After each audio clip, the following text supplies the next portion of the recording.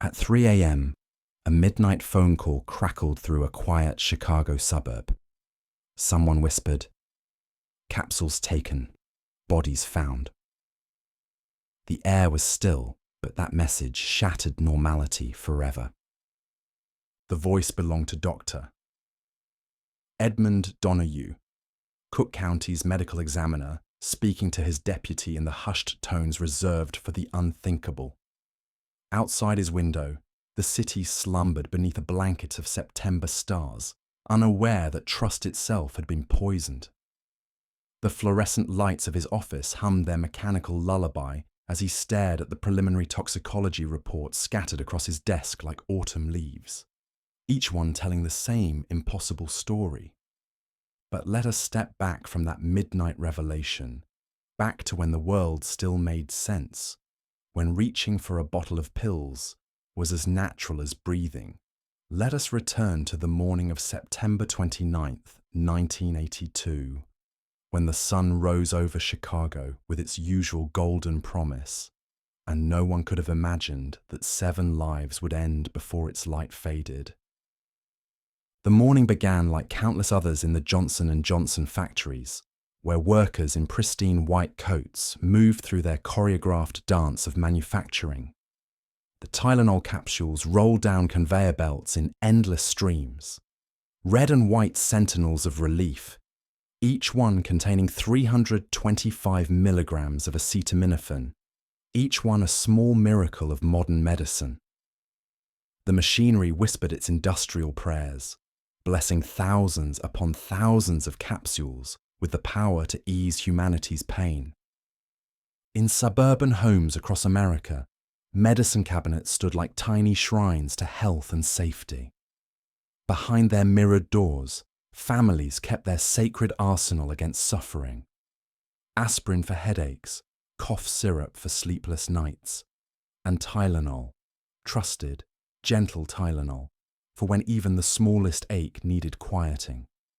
The bottles sat in neat rows, their labels gleaming with promises of quick relief, their safety seals still intact and unquestioned. Mary Kellerman was 12 years old, with hair the colour of wheat fields and a smile that could light up the darkest corners of her family's Elk Grove village home. That Wednesday morning, she woke with the familiar throb of a headache pressing behind her temples.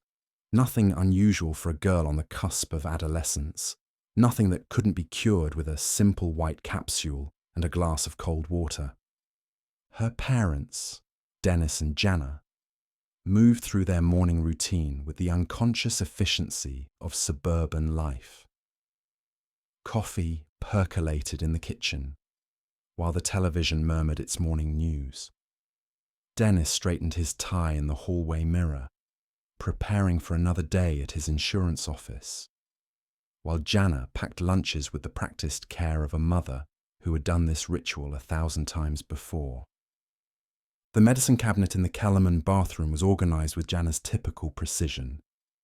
Band-aids in their neat box, prescription bottles arranged by height, and there, on the second shelf, the red and white bottle of Extra-Strength Tylenol capsules. The bottle was nearly full. They had purchased it just days before from a local Jewel Osco store, drawn by a newspaper coupon that promised savings on America's most trusted painkiller. Mary reached for that bottle with complete faith, the same faith millions of Americans placed in the simple act of taking medicine. The capsules rattled softly as she shook one into her palm, a sound as familiar and comforting as her mother's lullabies. She swallowed it with water from the bathroom tap, the liquid cool against her throat, and returned to her bedroom to prepare for what should have been an ordinary school day. But 30 minutes later, as September sunlight filtered through her bedroom curtains, Mary Kellerman collapsed. Her parents found her unconscious on her bedroom floor, her breathing shallow and irregular, her lips already beginning to turn blue. The ambulance that screamed through the quiet streets of Elk Grove Village carried more than just a sick child. It carried the first victim of a terror that would soon grip an entire nation. At Alexian Brothers Medical Center, emergency room physician Dr. George Kim worked with swift precision, his hands steady despite the growing alarm in his chest. Mary's symptoms defied easy explanation: cardiac arrest, respiratory failure, her body shutting down with frightening speed. Blood tests were rushed to the laboratory while her parents stood in the sterile hallway, holding each other as their world collapsed around them. The lab results, when they came back, might as well have been written in an alien language: cyanide. The word hung in the air like a curse, impossible and yet undeniable. Dr. Kim had seen enough cases to recognize the signature of this ancient poison. The bitter almond scent that few could detect, the cherry-red color of blood starved of oxygen, the swift and merciless shutdown of the body's most vital systems. But where could a 12-year-old girl have encountered industrial cyanide? The question haunted Dr. Kim as he watched Mary's parents absorb the incomprehensible news. Cyanide was not something one simply stumbled upon in suburban America. It belonged in chemistry labs and industrial facilities, locked away behind warnings and safety protocols. It had no business in the bedroom of a child who had done nothing more dangerous than take a pill for her headache. As the sun reached its zenith over Chicago that Wednesday, Mary Kellerman was pronounced dead. The official cause would be listed as acute cyanide poisoning, but the real cause was something far more sinister: the weaponization of trust itself.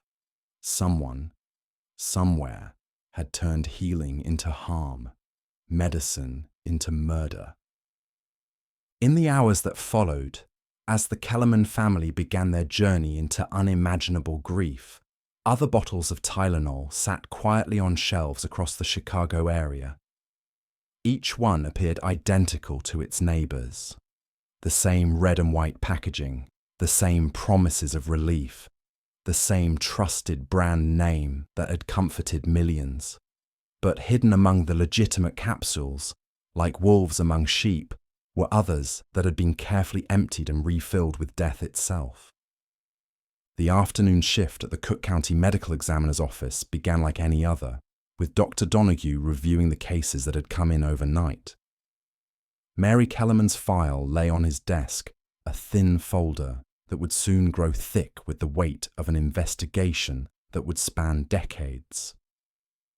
He studied the preliminary reports with growing unease, his trained eye recognizing patterns that others might miss. Cyanide poisoning in a suburban child was unusual enough to warrant attention, but Dr. Donahue had learned to trust his instincts. Something about this case felt different, charged with a menace that extended beyond its immediate tragedy. He made a note to monitor similar cases, not knowing that before the day was over, his quiet office would become the nerve center of a crisis that would change American medicine forever. As evening fell over Chicago, families across the metropolitan area continued their nightly rituals. Children were tucked into bed with kisses and whispered promises of tomorrow's adventures. Medicine cabinets were opened and closed with the same trusting hands that had performed this simple act millions of times before. And in 7 homes scattered across the suburbs, bottles of Tylenol sat waiting, their contents a deadly lottery that would claim 6 more innocent lives. The telephone in Dr. Donahue's office remained silent as midnight approached, but he found himself unable to leave. Something kept him at his desk, reviewing Mary Kellerman's file again and again, as if the answers he sought might materialize from the thin pages like invisible ink exposed to flame. He would not sleep that night, for he sensed the metal glint of something terrible waiting in the shadows, something that would transform his quiet office into the epicenter of America's first case of product tampering terrorism. The dawn of September 30th, 1982, crept across Chicago with deceptive gentleness. Painting the skyline in soft pastels, that promised nothing more extraordinary than another autumn day. In kitchens throughout the metropolitan area, coffee makers gurgled to life while families prepared for the Thursday ahead, unaware that they were living through the last hours of an age of innocence, the final moments when taking medicine required nothing more than faith. Adam Janus was 27 years old, a postal worker with calloused hands and gentle eyes, who lived in Arlington Heights with dreams that extended far beyond his daily mail route. That morning, he woke with a nagging backache, the kind of persistent ache that comes from years of lifting heavy mail sacks and walking countless miles through suburban neighborhoods. His wife, Teresa, watched with familiar concern as he moved stiffly around their small kitchen, his movements careful and measured. "Take something for the pain," she suggested, her voice carrying the easy care of young love. "There's Tylenol in the medicine cabinet." The suggestion was so ordinary, so perfectly reasonable, that it seemed almost sacred in its simplicity. Adam nodded and made his way to their bathroom, where the medicine cabinet stood like a small sanctuary of modern healing. The bottle of Extra-Strength Tylenol capsules sat on the middle shelf, its label promising rapid relief for exactly the kind of discomfort that plagued him. He had purchased the bottle himself just days earlier from a Jewel Osco store, the same chain where Mary Kellerman's parents had bought their fatal supply. Adam shook 2 capsules into his palm, examining them with the casual attention one might give to morning vitamins. They looked perfect, the familiar red and white colours that had become synonymous with trusted relief, the smooth gelatin surfaces that would dissolve easily in his stomach. He swallowed them with water from the bathroom tap and returned to the kitchen, where Teresa had prepared his lunch for another day on his postal route. But before he could finish his morning coffee, Adam Janus collapsed. Teresa found him unconscious on their kitchen floor, his face already taking on the telltale blue tinge that had marked Mary Kellerman's final moments. The ambulance that raced through Arlington Heights carried not just another victim, but the second thread in a pattern that would soon become impossible to ignore. At Northwest Community Hospital, emergency room physician Dr. Thomas Kim, no relation to the doctor who had treated Mary Kellerman, worked with the same urgent precision that had become second nature in his years of emergency medicine. Adam's symptoms were as mystifying as they were severe. Sudden cardiac arrest, respiratory failure, and a collapse so swift and complete that it defied conventional explanation. The blood tests that came back from the laboratory told the same impossible story that had puzzled doctors just 24 hours earlier: cyanide. The word seemed to hang in the sterile air of the emergency room like a malevolent spirit, challenging everything the medical staff thought they understood about their suburban community. This was Arlington Heights, not some war-torn battlefield or industrial accident site. Cyanide had no business here, among the strip malls and school zones of middle-class America. Dr. Kim found himself staring at the lab results with the same bewilderment that Dr. George Kim had experienced the day before. 2 cases of cyanide poisoning in less than 24 hours. Both victims previously healthy residents of Chicago's suburbs. Both with no obvious connection to the industrial sources where such poison might be found. The coincidence was too stark to ignore, the pattern too precise to be accidental. As Adam Janus fought for his life in the intensive care unit, his family gathered with the desperate hope that families summon in hospital waiting rooms. His brother Stanley drove from his home in Liesel, bringing his wife Lynn, their hearts heavy with worry but still untouched by the deeper terror that was about to engulf them. They believed, as all families believe in such moments, that love and medical science would be enough to pull Adam back from whatever darkness had claimed him. The afternoon brought no improvement. Adam's condition remained critical, his body locked in a battle against the poison that coursed through his bloodstream like liquid malice. Stanley and Lynn maintained their vigil in the waiting room, taking turns at Adam's bedside, whispering encouragement to ears that might no longer hear them. The fluorescent lights hummed their institutional song while the hours crawled by with the relentless pace of hospital time. It was Stanley who first mentioned the headache that had been building behind his temples since morning. Hospital waiting rooms were notorious for inducing such discomforts. The stress, the stale air, the fluorescent lighting that seemed designed to leach colour from the world. Lynn noticed his discomfort, and in a gesture that would soon seem like an act of cosmic cruelty, suggested he take something for the pain. "There's Tylenol in our medicine cabinet at home," she said, her voice soft with the kind of caring that had defined their marriage. "But I think I have some in my purse." The bottle she produced was identical to the one that had poisoned Adam, purchased from another Jewel Osco store in their own neighbourhood. The same red and white capsules, the same trusted brand name, the same promise of gentle relief. Stanley took 2 capsules with water from the hospital fountain, the act so routine and unremarkable that neither he nor Lynn gave it a second thought. But 20 minutes later, as they sat in the waiting room discussing Adam's condition with other family members, Stanley began to feel dizzy. The sensation crept over him slowly at first, like the onset of flu, then accelerated with terrifying speed. Lynn watched in horror as her husband's eyes lost focus, as his hands began to tremble, as his breathing became shallow and laboured.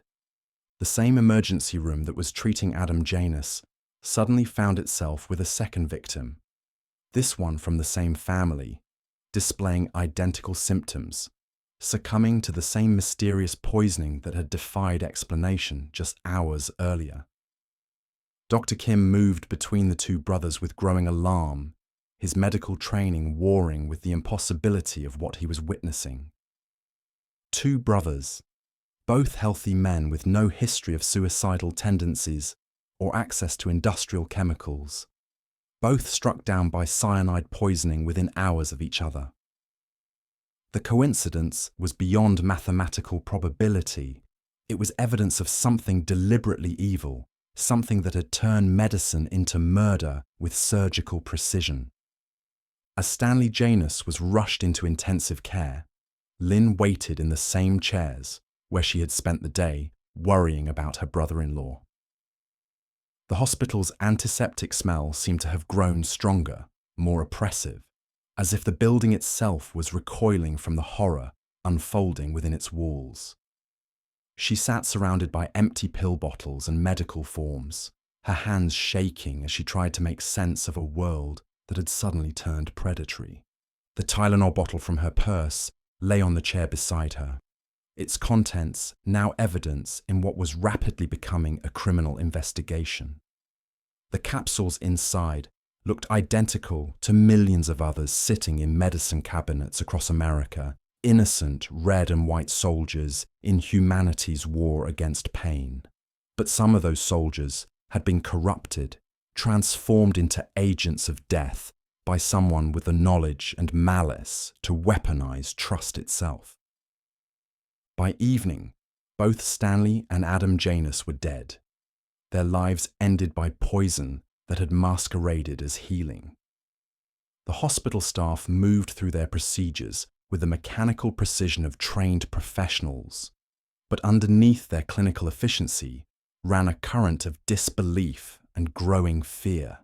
2 men from the same family, killed by the same poison, found in the same medicine that millions of Americans took without a second thought. In the Cook County Medical Examiner's office, Dr. Donahue received the call that would confirm his darkest suspicions. 3 victims in 2 days, all killed by cyanide, all with no obvious connection to sources of such poison. The pattern was clear now, etched in tragedy and impossible to deny. Someone was using America's medicine supply as a weapon, turning the most basic act of self-care into a game of Russian roulette. As midnight approached on September 30th, emergency rooms across Chicago began implementing new protocols. Suspicious deaths would be investigated more thoroughly. Blood tests would include screening for unusual poisons, and doctors would begin asking questions that had never seemed necessary before. What medicine had the victim taken? Where was it purchased? Who else had access to the same supply? The age of innocent trust was ending, though few yet realized it. In thousands of homes across the Chicago area, bottles of Tylenol sat in medicine cabinets like ticking time bombs, their contents a deadly lottery that had already claimed 3 lives. The worst was yet to come, but already the foundations of America's faith in its most basic products had begun to crack. Dr. Donahue sat in his office as the night deepened, staring at 3 files that told the same impossible story.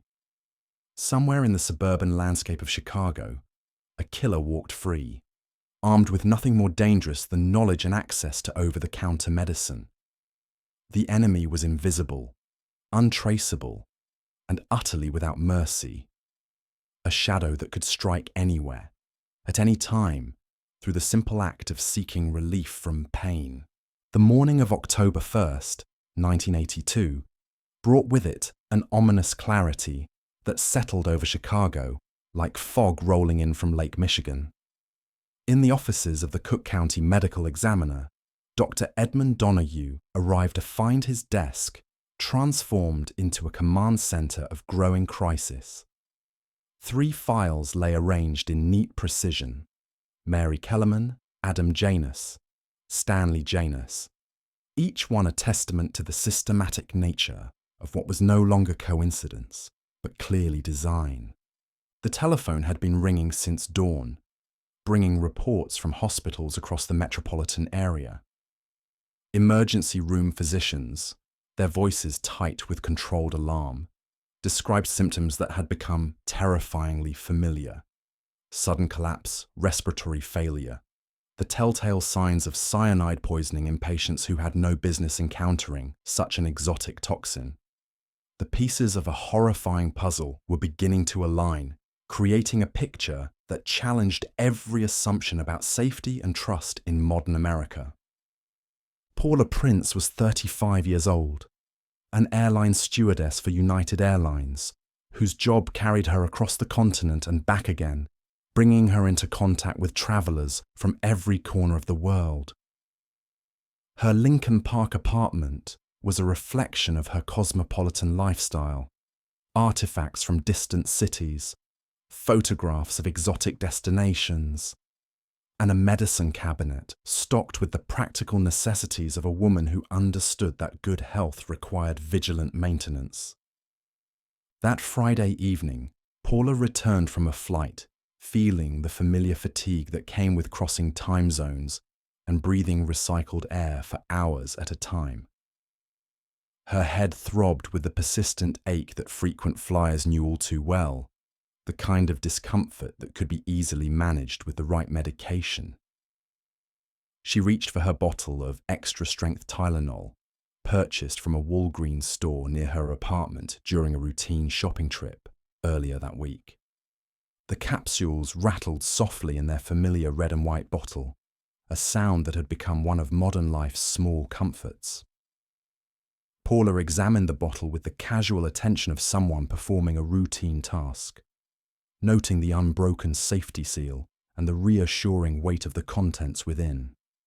She shook one capsule into her palm and swallowed it with water from her kitchen tap, then settled into her favorite chair to read the evening newspaper. But 30 minutes later, Paula Prince was found unconscious on her apartment floor by neighbors who had heard the crash of her falling body.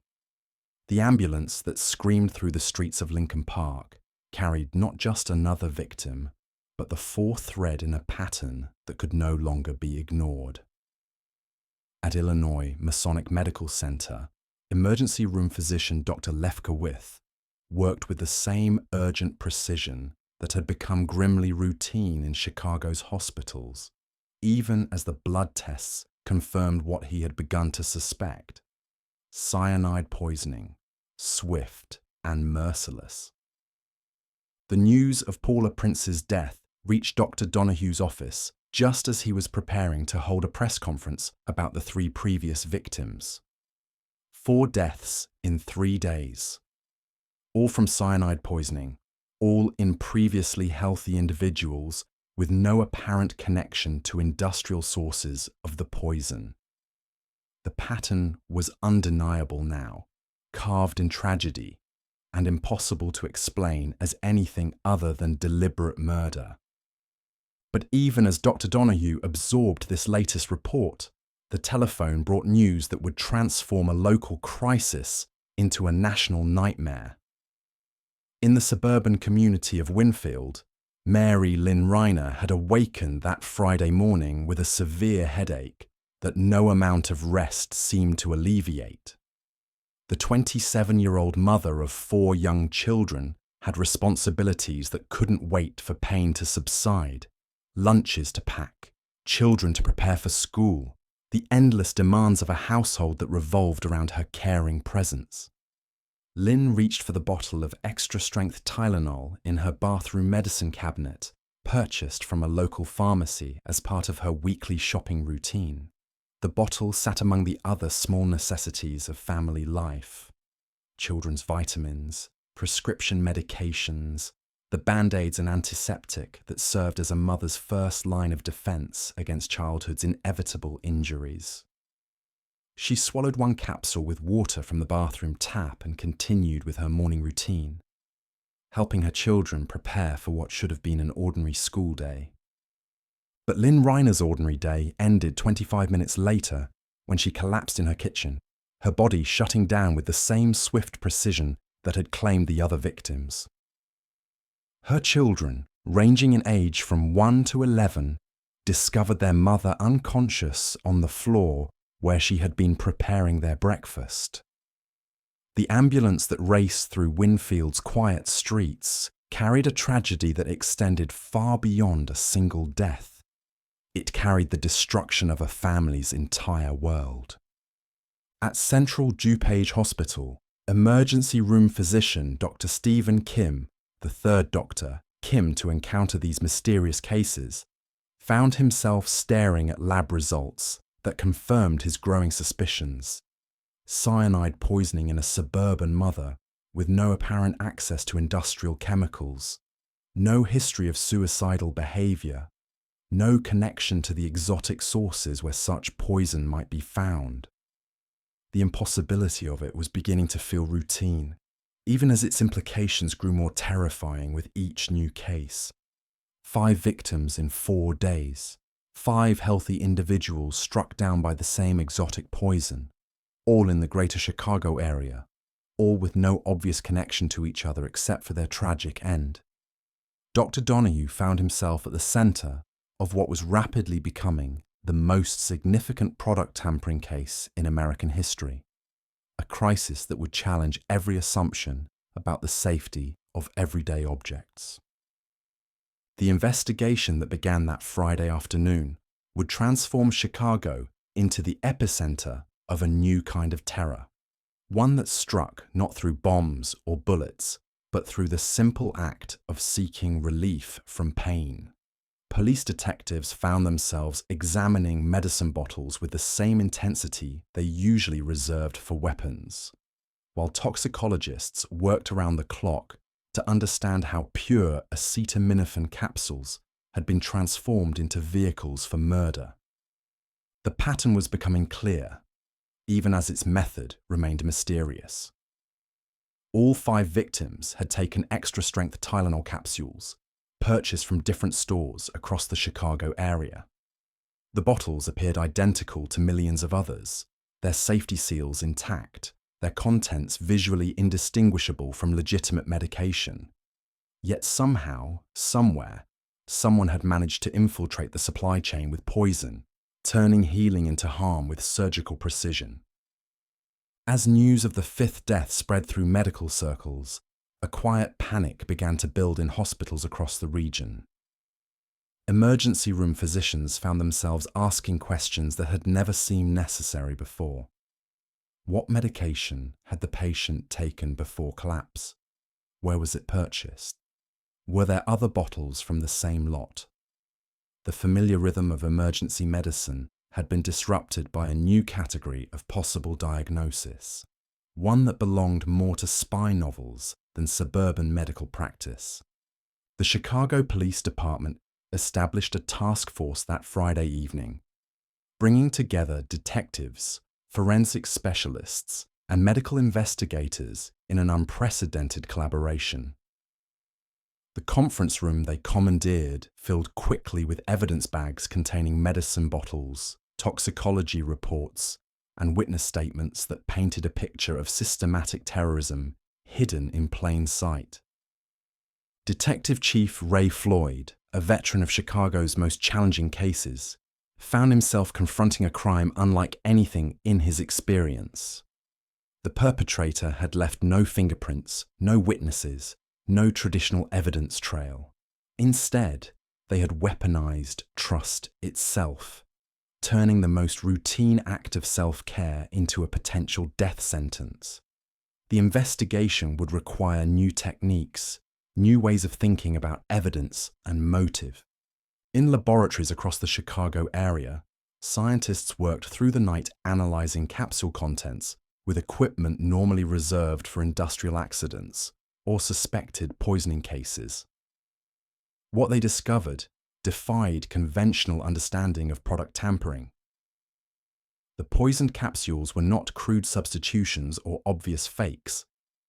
They were sophisticated reconstructions that required knowledge of pharmaceutical manufacturing and access to both the original medication and pure cyanide. Each poisoned capsule had been carefully opened, its contents removed, and replaced with a mixture of cyanide and acetaminophen that maintained the original weight and appearance. The work showed a level of planning and expertise that suggested someone with deep knowledge of both chemistry and pharmaceutical packaging. This was not the work of a random madman, but of someone with specific skills and deliberate intent. As the investigation expanded, stores across the Chicago area began receiving visits from police officers and health inspectors, their shelves examined with a scrutiny usually reserved for crime scenes. Bottles of Tylenol were removed for testing, their lot numbers recorded and traced back through distribution channels that spanned multiple states. The scope of the potential contamination was becoming clear. This was not a localized attack, but a widespread infiltration of the medicine supply. Saturday morning brought news that Dr. Donahue had been dreading. Mary McFarland, a 31-year-old resident of Elmhurst, had been found dead in her apartment, another victim of cyanide poisoning, another bottle of Extra-Strength Tylenol sitting empty on her bedside table. The sixth death in as many days, confirming that the crisis was far from over. Mary McFarland had been a postal worker like Adam Janus, but their paths had never crossed in life, only in death, only through the terrible lottery of poisoned medicine that had claimed them both. Her apartment yielded the same evidence that had become grimly familiar: an empty Tylenol bottle purchased from a local store, its contents transformed from healing to harm by someone with the knowledge and malice to weaponize trust itself. 6 victims, 6 innocent people whose only crime was seeking relief from everyday pain. 6 families destroyed by an enemy they never saw coming. An enemy who struck through the most basic act of self-care. The investigation had expanded beyond Chicago now, with federal agencies joining local authorities in a manhunt for a killer who might be anywhere, who might strike again at any moment, through any bottle of medicine on any store shelf in America. Dr. Donahue sat in his office that Saturday evening, surrounded by files that told the story of unprecedented terrorism. 6 deaths, all connected by the same poison hidden in the same trusted medication, all proving that America's age of innocent trust was over. Somewhere in the growing darkness, the 7th and final victim was about to encounter the lottery that had claimed so many others, a lottery where the only prize was death, dispensed 1 capsule at a time. The weekend of October 2nd, 1982, descended upon Chicago like a shroud, heavy with the weight of 6 unexplained deaths and the growing certainty that somewhere in the metropolitan area, poisoned medicines still lurked on store shelves. In emergency rooms across the city, physicians had begun asking new questions of patients who arrived with mysterious symptoms, while pharmacists found themselves examining their stock with the nervous attention of soldiers checking for landmines. Flight attendant Paula Prince had been found in her Lincoln Park apartment on Friday night, discovered by concerned neighbours who noticed her lights had been on for too long, her radio playing the same song over and over again. The bottle of Extra-Strength Tylenol found beside her bed had been purchased from a Walgreens on North LaSalle Street, adding another thread to the web of contaminated medicine that seemed to span the entire Chicago area. As investigators worked through the weekend, mapping the locations where the poisoned bottles had been sold, a disturbing pattern began to emerge. The contaminated medicine wasn't confined to a single store or even a single chain.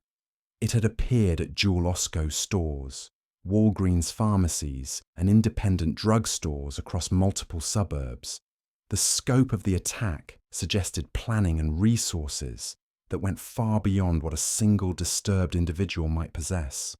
Detective Ray Floyd spent that weekend in a conference room that had been transformed into a command center, its walls covered with maps marking the locations of each death and each contaminated bottle.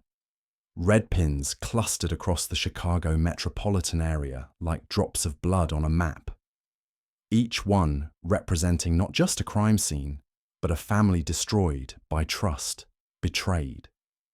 The forensic analysis of the poisoned capsules had revealed a level of sophistication that chilled even experienced investigators. Each capsule had been carefully opened, its contents removed and replaced with a mixture that included not just cyanide, but acetaminophen as well, maintaining the original weight and consistency that would fool casual inspection.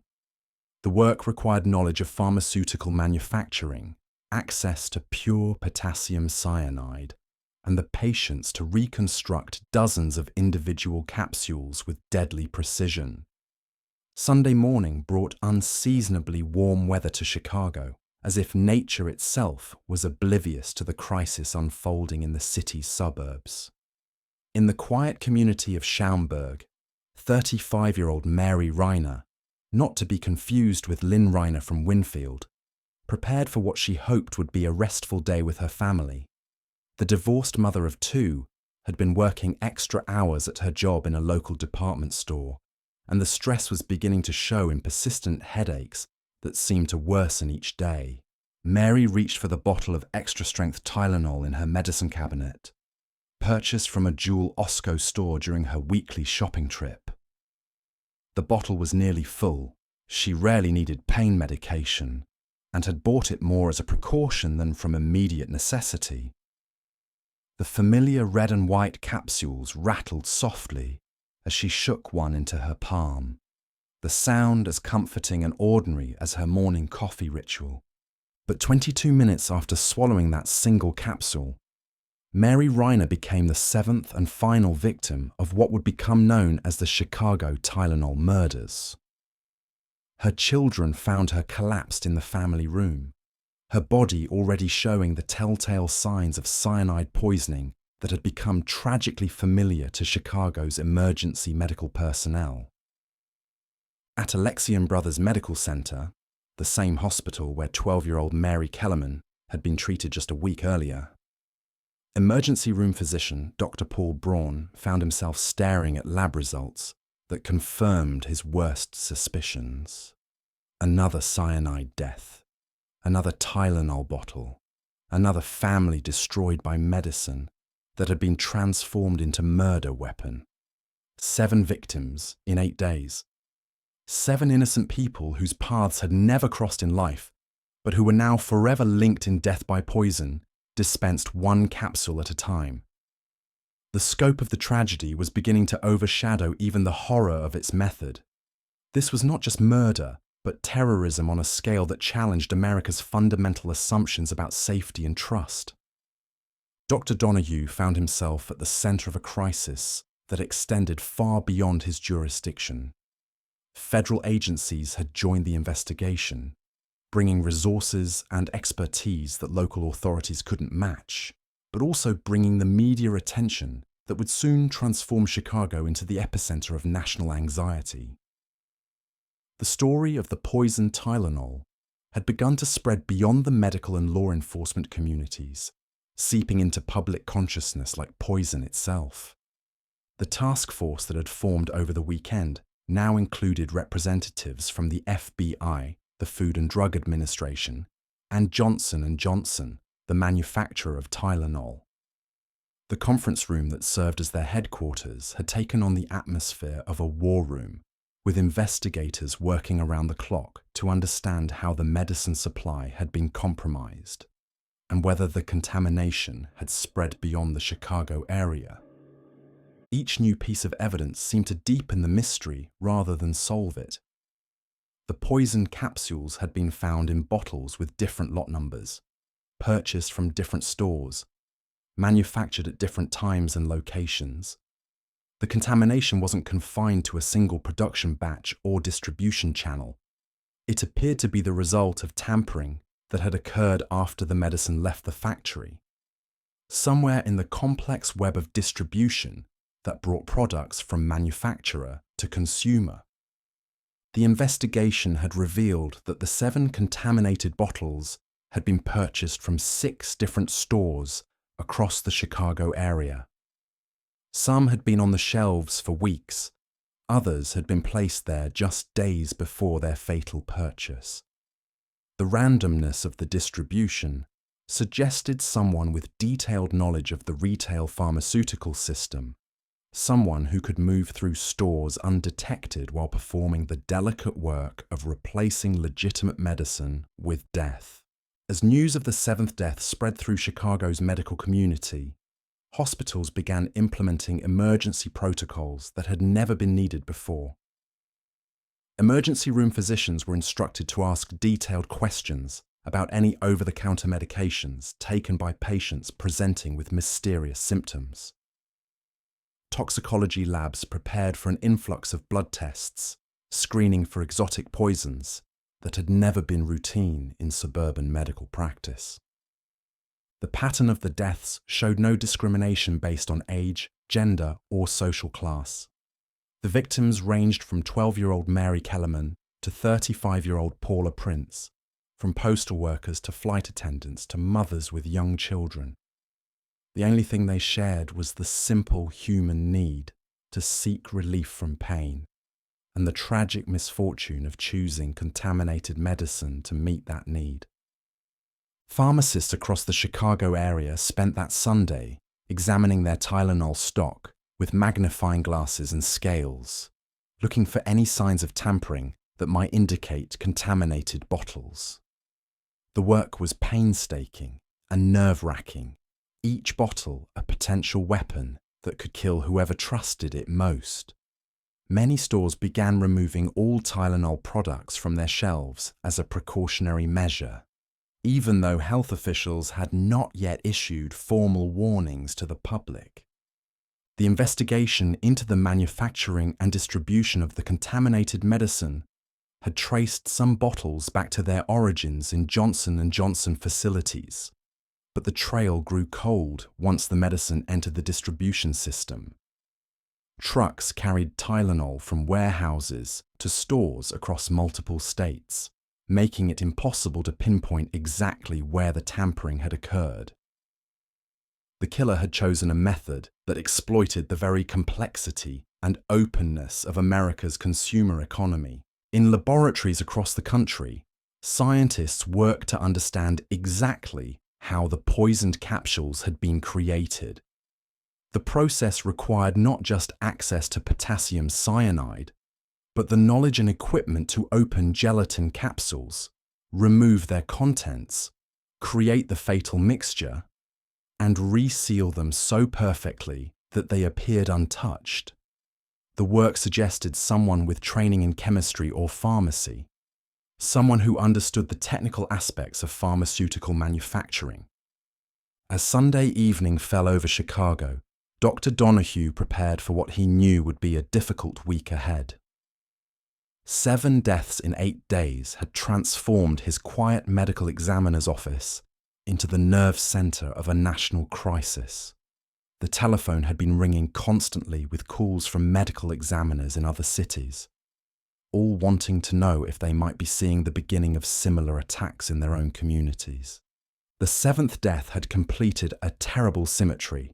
7 victims, 7 contaminated bottles, 7 families destroyed by the same methodical evil.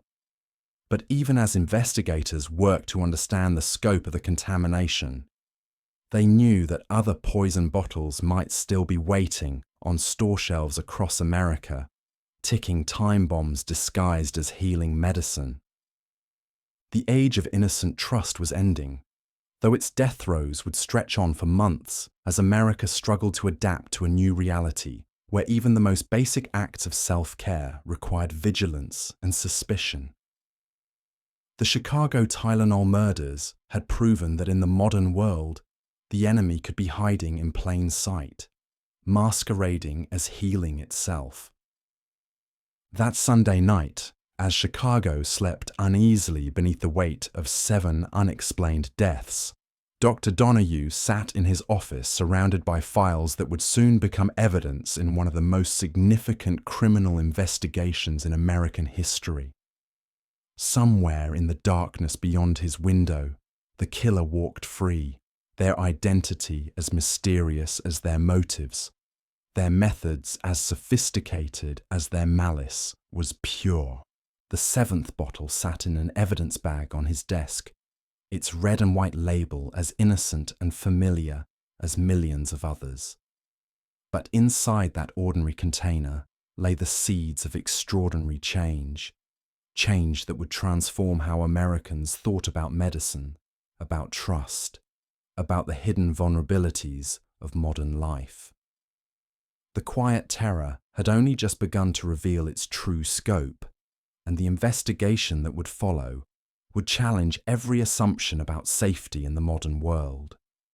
Monday morning, October 4th, 1982, dawned grey and overcast, as if the very sky reflected the somber mood that had settled over Chicago. In the task force headquarters that had been hastily established in a downtown office building, investigators arrived before sunrise to find their workspace transformed overnight into something resembling a military command center. Maps covered every available wall surface, marked with red pins that trace the deadly geography of the Tylenol murders, while filing cabinets overflowed with evidence bags, witness statements, and toxicology reports. Detective Chief Ray Floyd stood before a timeline that stretched across one entire wall, its neat columns marking the progression of deaths with clinical precision. September 29th. Mary Kellerman, age 12, Elk Grove Village. September 30th. Adam Janus, age 27, Arlington Heights, followed by his brother Stanley. October 1st. Paula Prince, age 35, Lincoln Park, and Lynn Reiner, age 27, Winfield. October 2nd. Mary McFarland, age 31, Elmhurst. October 3rd. Mary Reiner, age 35, Schaumburg. 7 deaths in 5 days. 7 bottles of Extra-Strength Tylenol purchased from 6 different stores across the Chicago metropolitan area. 7 families destroyed by poison that had masqueraded as medicine with lethal perfection. The scale of the attack was unprecedented in American history. A terrorism campaign waged not with bombs or bullets, but with corrupted trust dispensed one capsule at a time. FBI Special Agent Roy Lane had arrived from Washington on Sunday night, bringing with him the resources of the federal government and the grim knowledge that this case would likely become the template for a new kind of domestic terrorism. As he studied the evidence spread across multiple tables, he found himself confronting a crime that challenged every conventional approach to criminal investigation. The perpetrator had left no fingerprints, no eyewitnesses, no traditional evidence trail, only death, methodically distributed through America's consumer economy. The forensic analysis of the poisoned capsules had revealed details that deepened the mystery, even as they demonstrated the sophistication of the attack. Each capsule had been opened with surgical precision, its contents removed and replaced with a mixture of potassium cyanide and acetaminophen that maintained the original weight and appearance. The work required not just knowledge of chemistry, but access to specialized equipment and the patience to reconstruct dozens of individual capsules with deadly accuracy. Dr. Edmund Donahue found himself serving as both medical examiner and reluctant expert witness in a case that was attracting attention from law enforcement agencies across the country. Other medical examiners called daily, describing suspicious deaths in their own jurisdictions and asking whether they might be seeing copycat attacks or expansions of the Chicago contamination. The fear was spreading faster than the facts, creating a climate of suspicion that extended far beyond the immediate crime scene. The pharmaceutical aspects of the investigation had uncovered the complex web of distribution that brought Tylenol from Johnson & Johnson's manufacturing facilities to store shelves across America.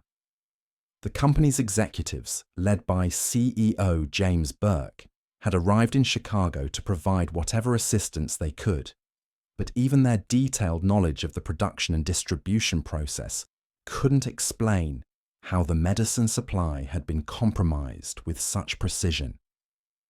Each of the 7 contaminated bottles had come from different production lots, manufactured at different times, and distributed through different channels. Some had been on store shelves for weeks before their fatal purchase, while others had arrived at retailers just days before being bought by their victims. The randomness of the distribution suggested tampering that had occurred not at the manufacturing level, but somewhere in the retail environment, perhaps by someone who understood the pharmaceutical distribution system well enough to place contaminated products with surgical precision. The investigation had expanded to include detailed surveillance of pharmacies and drugstores across the Chicago area. Undercover officers posed as customers, while security cameras recorded every transaction involving over-the-counter medications. The hope was that the perpetrator might return to observe the results of their work, or perhaps to place additional contaminated products. But so far, the surveillance had yielded nothing more than nervous store clerks and confused shoppers wondering why police officers seemed so interested in their medicine purchases. Toxicologists at the Illinois Department of Public Health worked around the clock analyzing samples from every bottle of Tylenol that had been removed from Chicago area stores. The process was painstaking and nerve-wracking. Each capsule had to be individually tested, each bottle examined for signs of tampering that might indicate additional contamination. The work revealed just how sophisticated the attack had been.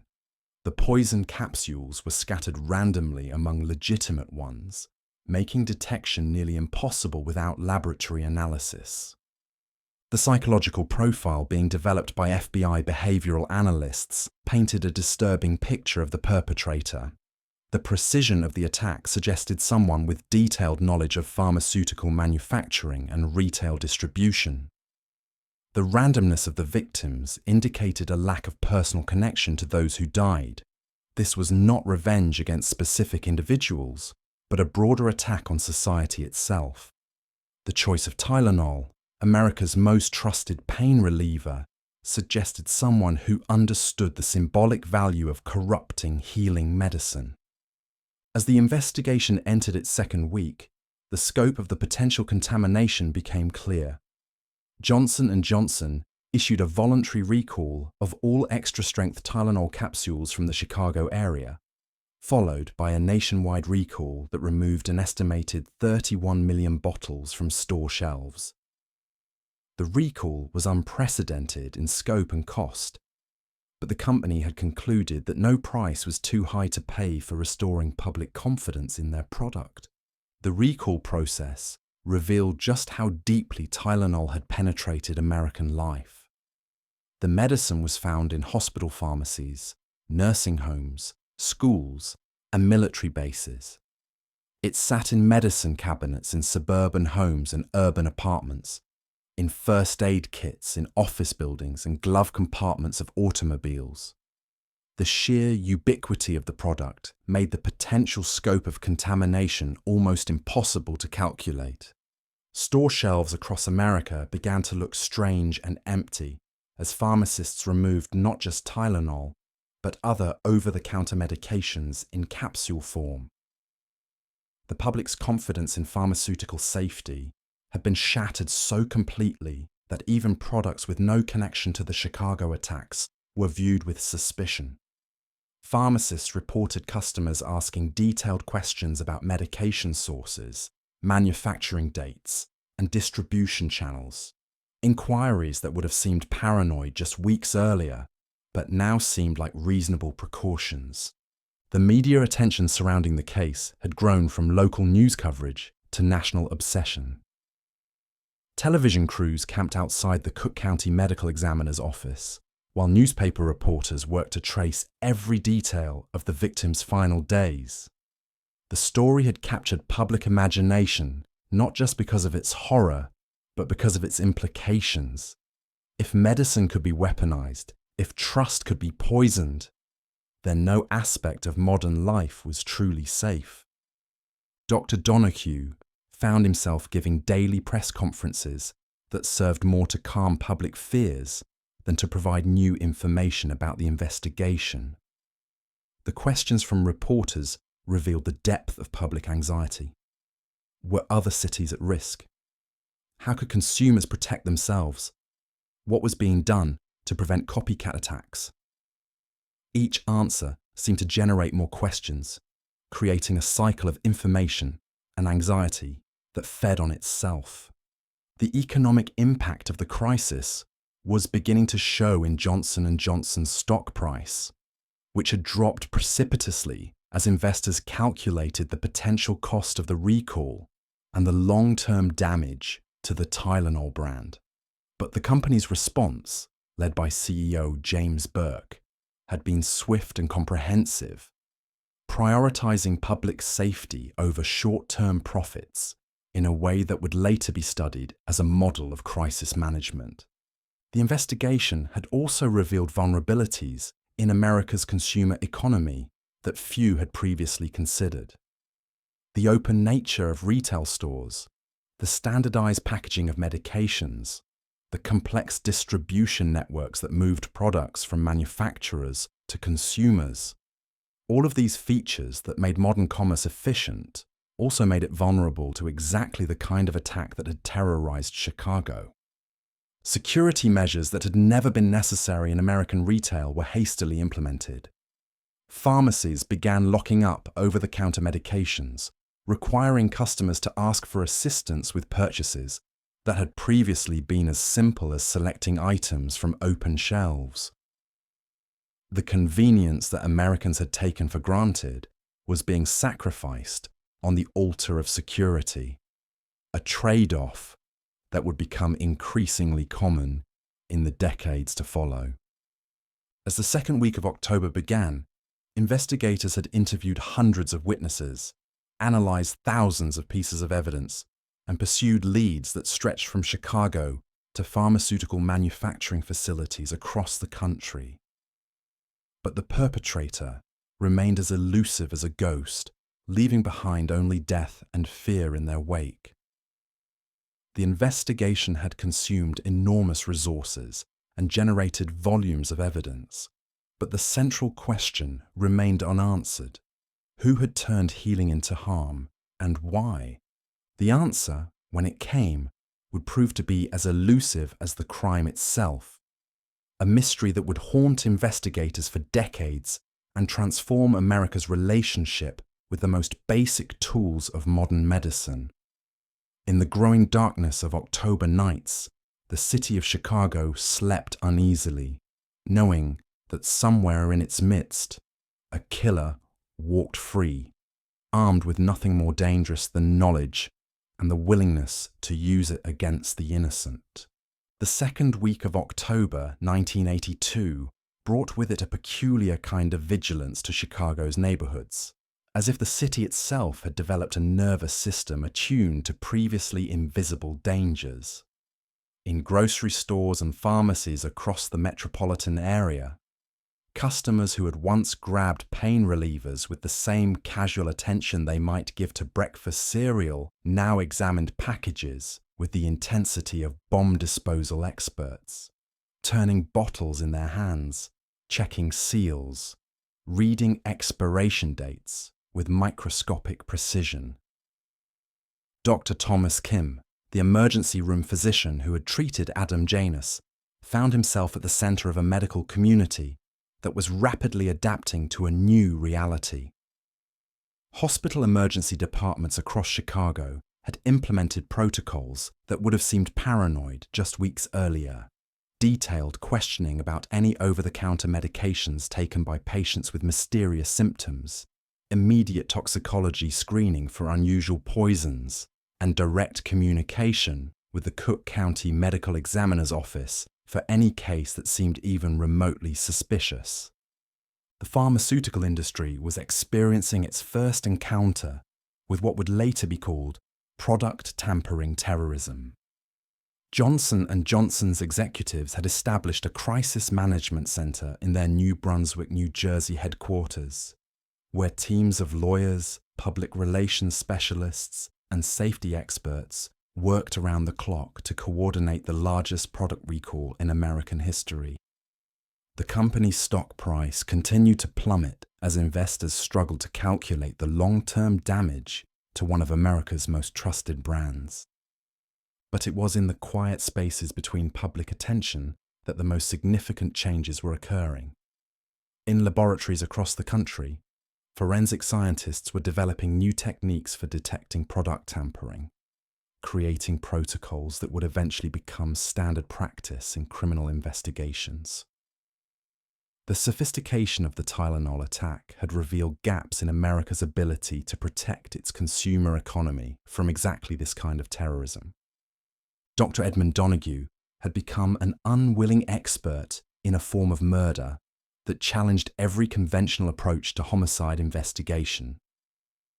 Unlike traditional killings, where the perpetrator and victim typically had some connection, the Tylenol murders represented a form of random terrorism that was almost impossible to predict or prevent. The killer had chosen victims not based on any personal knowledge or grievance, but simply based on their decision to seek relief from everyday pain. The investigation had revealed disturbing details about how easily America's pharmaceutical supply could be compromised. The contaminated Tylenol capsules had been placed on store shelves with a precision that suggested intimate knowledge of retail operations. The perpetrator had somehow managed to visit multiple stores, remove bottles from shelves, replace their contents with poison, and return them to sale position, all without being detected by store personnel or security systems. Security camera footage from the affected stores was being analysed frame by frame, but the results were frustrating. The cameras of 1982 were primitive by later standards, often producing images too grainy to identify specific individuals, and many stores had no surveillance coverage of their pharmaceutical aisles. The killer had operated in the blind spots of a retail surveillance system that had never been designed to detect this kind of sophisticated tampering. The behavioral profile being developed by FBI psychologists painted a picture of an offender who combined technical sophistication with a disturbing lack of empathy for their victims. The random nature of the deaths suggested someone who viewed human life as expendable in service of some larger goal, perhaps a desire to damage Johnson & Johnson, to terrorize the public, or simply to demonstrate the vulnerability of systems that Americans took for granted. But as investigators delved deeper into the case, they began to notice details that suggested the attacks might not have been entirely random. The geographic distribution of the contaminated bottles showed a pattern that seemed to follow major transportation routes, suggesting someone with detailed knowledge of how products moved through the retail distribution system. The timing of the bottle placements indicated coordination and planning that went far beyond the work of a single, disturbed individual. The analysis of the poisoned capsules themselves had revealed a level of technical expertise that narrowed the field of potential suspects. The work required not just access to potassium cyanide, but the knowledge and equipment to open gelatin capsules without damaging them, remove their contents, create precise mixtures of poison and acetaminophen, and reseal the capsules so perfectly that they appeared untouched. The skills suggested someone with training in chemistry, pharmacy, or pharmaceutical manufacturing. Johnson & Johnson's internal investigation had uncovered no evidence of tampering at their manufacturing facilities, but the company's executives were beginning to understand that the attack represented a fundamental challenge to the pharmaceutical industry's entire approach to product safety. The open nature of retail sales, the standardized packaging that made medications instantly recognizable, the trust-based system that allowed customers to select their own medications. All of these features that made modern commerce convenient also made it vulnerable. The economic ripple effects of the crisis were beginning to show throughout the pharmaceutical industry. Sales of all over-the-counter medications in capsule form had plummeted as consumers avoided any product that might be subject to similar tampering. Pharmaceutical companies were hastily redesigning their packaging, adding security features that would make tampering more difficult to accomplish and easier to detect. The recall of Tylenol from store shelves had created logistical challenges that no one had anticipated. Warehouses filled with recalled products, while trucking companies worked overtime to collect bottles from thousands of retail locations. The sheer volume of recalled medication created disposal problems. Millions of capsules had to be destroyed under carefully controlled conditions to prevent the recalled products from re-entering the marketplace through illicit channels. Public health officials were struggling to balance the need for accurate information with the risk of creating panic that might do more harm than the original attack. Daily press conferences provided updates on the investigation while trying to reassure the public that the contamination appeared to be limited to the Chicago area. But privately, health officials were preparing for the possibility that copycat attacks might occur in other cities, spreading the terror beyond its original boundaries. The investigation had expanded to include detailed analysis of purchase records from the stores where contaminated bottles had been sold. Credit card transactions, check records, and surveillance footage were being cross-referenced in an attempt to identify anyone who had been present at multiple locations during the relevant time periods. The work was painstaking and often frustrating. Thousands of customers had legitimate reasons for shopping at multiple stores, making it difficult to identify patterns that might indicate suspicious behavior. Pharmacists across America were receiving crash courses in detecting product tampering, learning to identify the subtle signs that might indicate packages had been opened and resealed. The training revealed just how vulnerable the retail pharmaceutical system had been. Most store employees had never been taught to look for tampering, and many wouldn't have known what to look for, even if they had been suspicious. The psychological impact of the crisis extended far beyond the immediate victims and their families. Americans were beginning to understand that their consumer economy was built on a foundation of trust that could be weaponized by anyone with sufficient knowledge and malice. The simple act of taking medicine for a headache would never again be quite as innocent or uncomplicated as it had been before the Tylenol murders. As October progressed, investigators found themselves pursuing leads that seemed to multiply faster than they could be resolved. Anonymous tips poured in from across the country, reporting suspicious behavior at pharmacies, strange characters lurking near medicine aisles, and packages that seemed to have been tampered with. Most of these reports proved to be false alarms generated by a public whose anxiety had been heightened to unprecedented levels. But hidden among the false leads were genuine concerns that suggested the crisis might be even more complex than investigators had initially understood. Reports came in of other suspicious deaths that might be connected to the Tylenol attacks, of additional contaminated bottles that had been discovered before they could claim victims, of copycat attacks that might already be underway in other cities. The investigation had consumed enormous resources and generated thousands of pages of evidence, but the central questions remained as elusive as ever. Who had turned healing into harm? What had motivated them to target innocent strangers? And perhaps most importantly, were they finished, or was this just the beginning of a new kind of terrorism that could strike anywhere, at any time, through the simple act of seeking relief from pain? As the nights grew longer and Chicago's autumn deepened into something that felt like premature winter, the city slept uneasily beneath the weight of unanswered questions. Somewhere in the darkness, a killer remained free, their identity as mysterious as their motives, their methods as sophisticated as their malice was pure.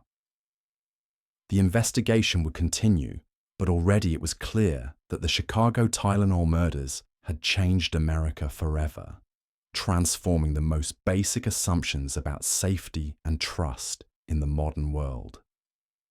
November arrived in Chicago with an unseasonable chill that seemed to penetrate deeper than mere weather, settling into the bones of a city that had spent weeks learning to fear its own medicine cabinets. The investigation into the Tylenol murders had consumed the better part of a month, generating thousands of leads, hundreds of interviews, and volumes of forensic evidence. Yet the perpetrator remained as elusive as smoke, leaving investigators to pursue shadows that seemed to dissolve the moment they came into focus.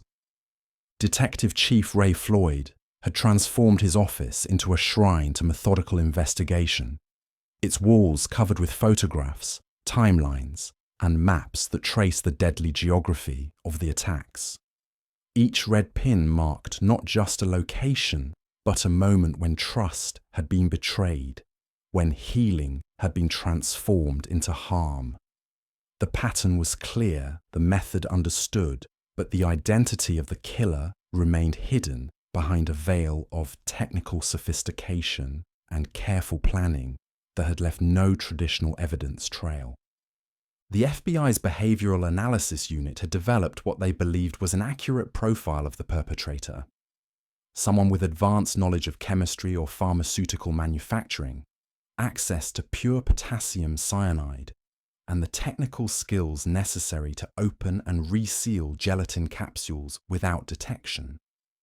The psychological profile suggested an individual motivated not by personal grievance against the victims, but by a desire to terrorize the public and demonstrate the vulnerability of systems Americans took for granted. But profiles, however accurate, were not the same as identification.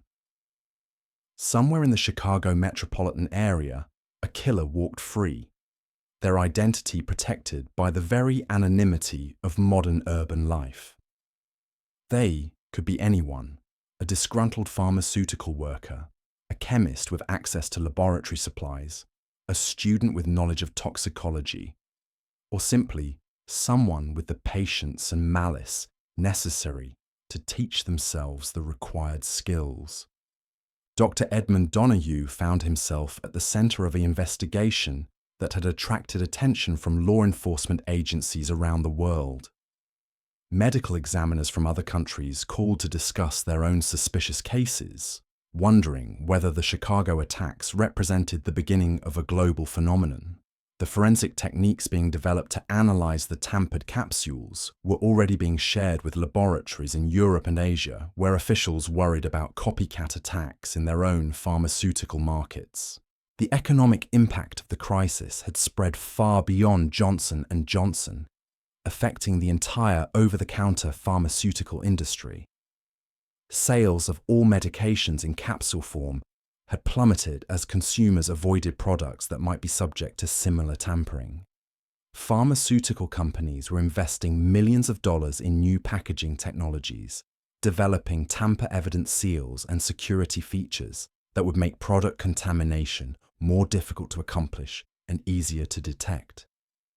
Johnson & Johnson's response to the crisis had become a case study in corporate responsibility under extreme pressure.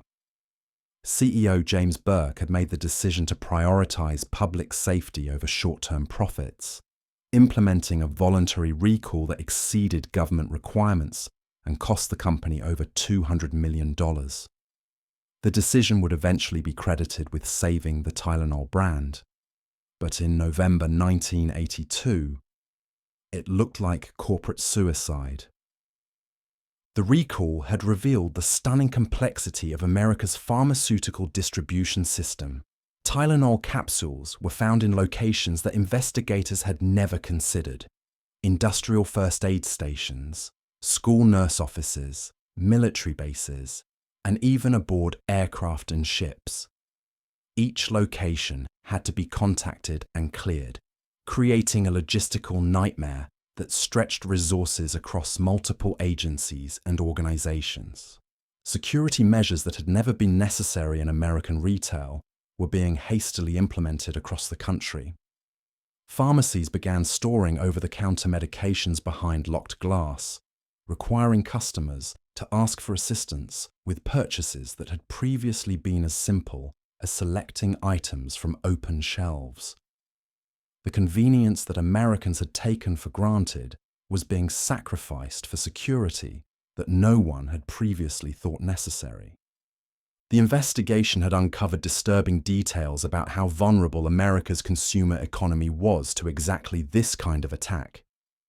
The standardized packaging that made products instantly recognizable also made them easy targets for tampering. The open nature of retail stores, designed to encourage browsing and impulse purchases, provided perfect cover for someone skilled enough to replace contents without detection. But as investigators delved deeper into the case, they began to uncover evidence that suggested the attacks might be even more sophisticated than they had initially understood. Analysis of the contaminated capsules revealed subtle differences in the poison mixtures, suggesting that the killer had experimented with different formulations before settling on the combination that proved most lethal. The work showed a level of planning and testing that indicated someone with not just knowledge, but experience in handling dangerous chemicals. The geographic distribution of the contaminated bottles had been mapped with military precision, revealing a pattern that seemed to follow major transportation routes and commercial districts. The placement suggested someone with intimate knowledge of retail operations and consumer behavior, someone who understood not just how to contaminate products, but where to place them for maximum impact. Surveillance footage from the affected stores was being analyzed using techniques borrowed from intelligence agencies, but the results remained frustratingly inconclusive. The cameras of 1982 were primitive by later standards, often producing images too grainy for positive identification.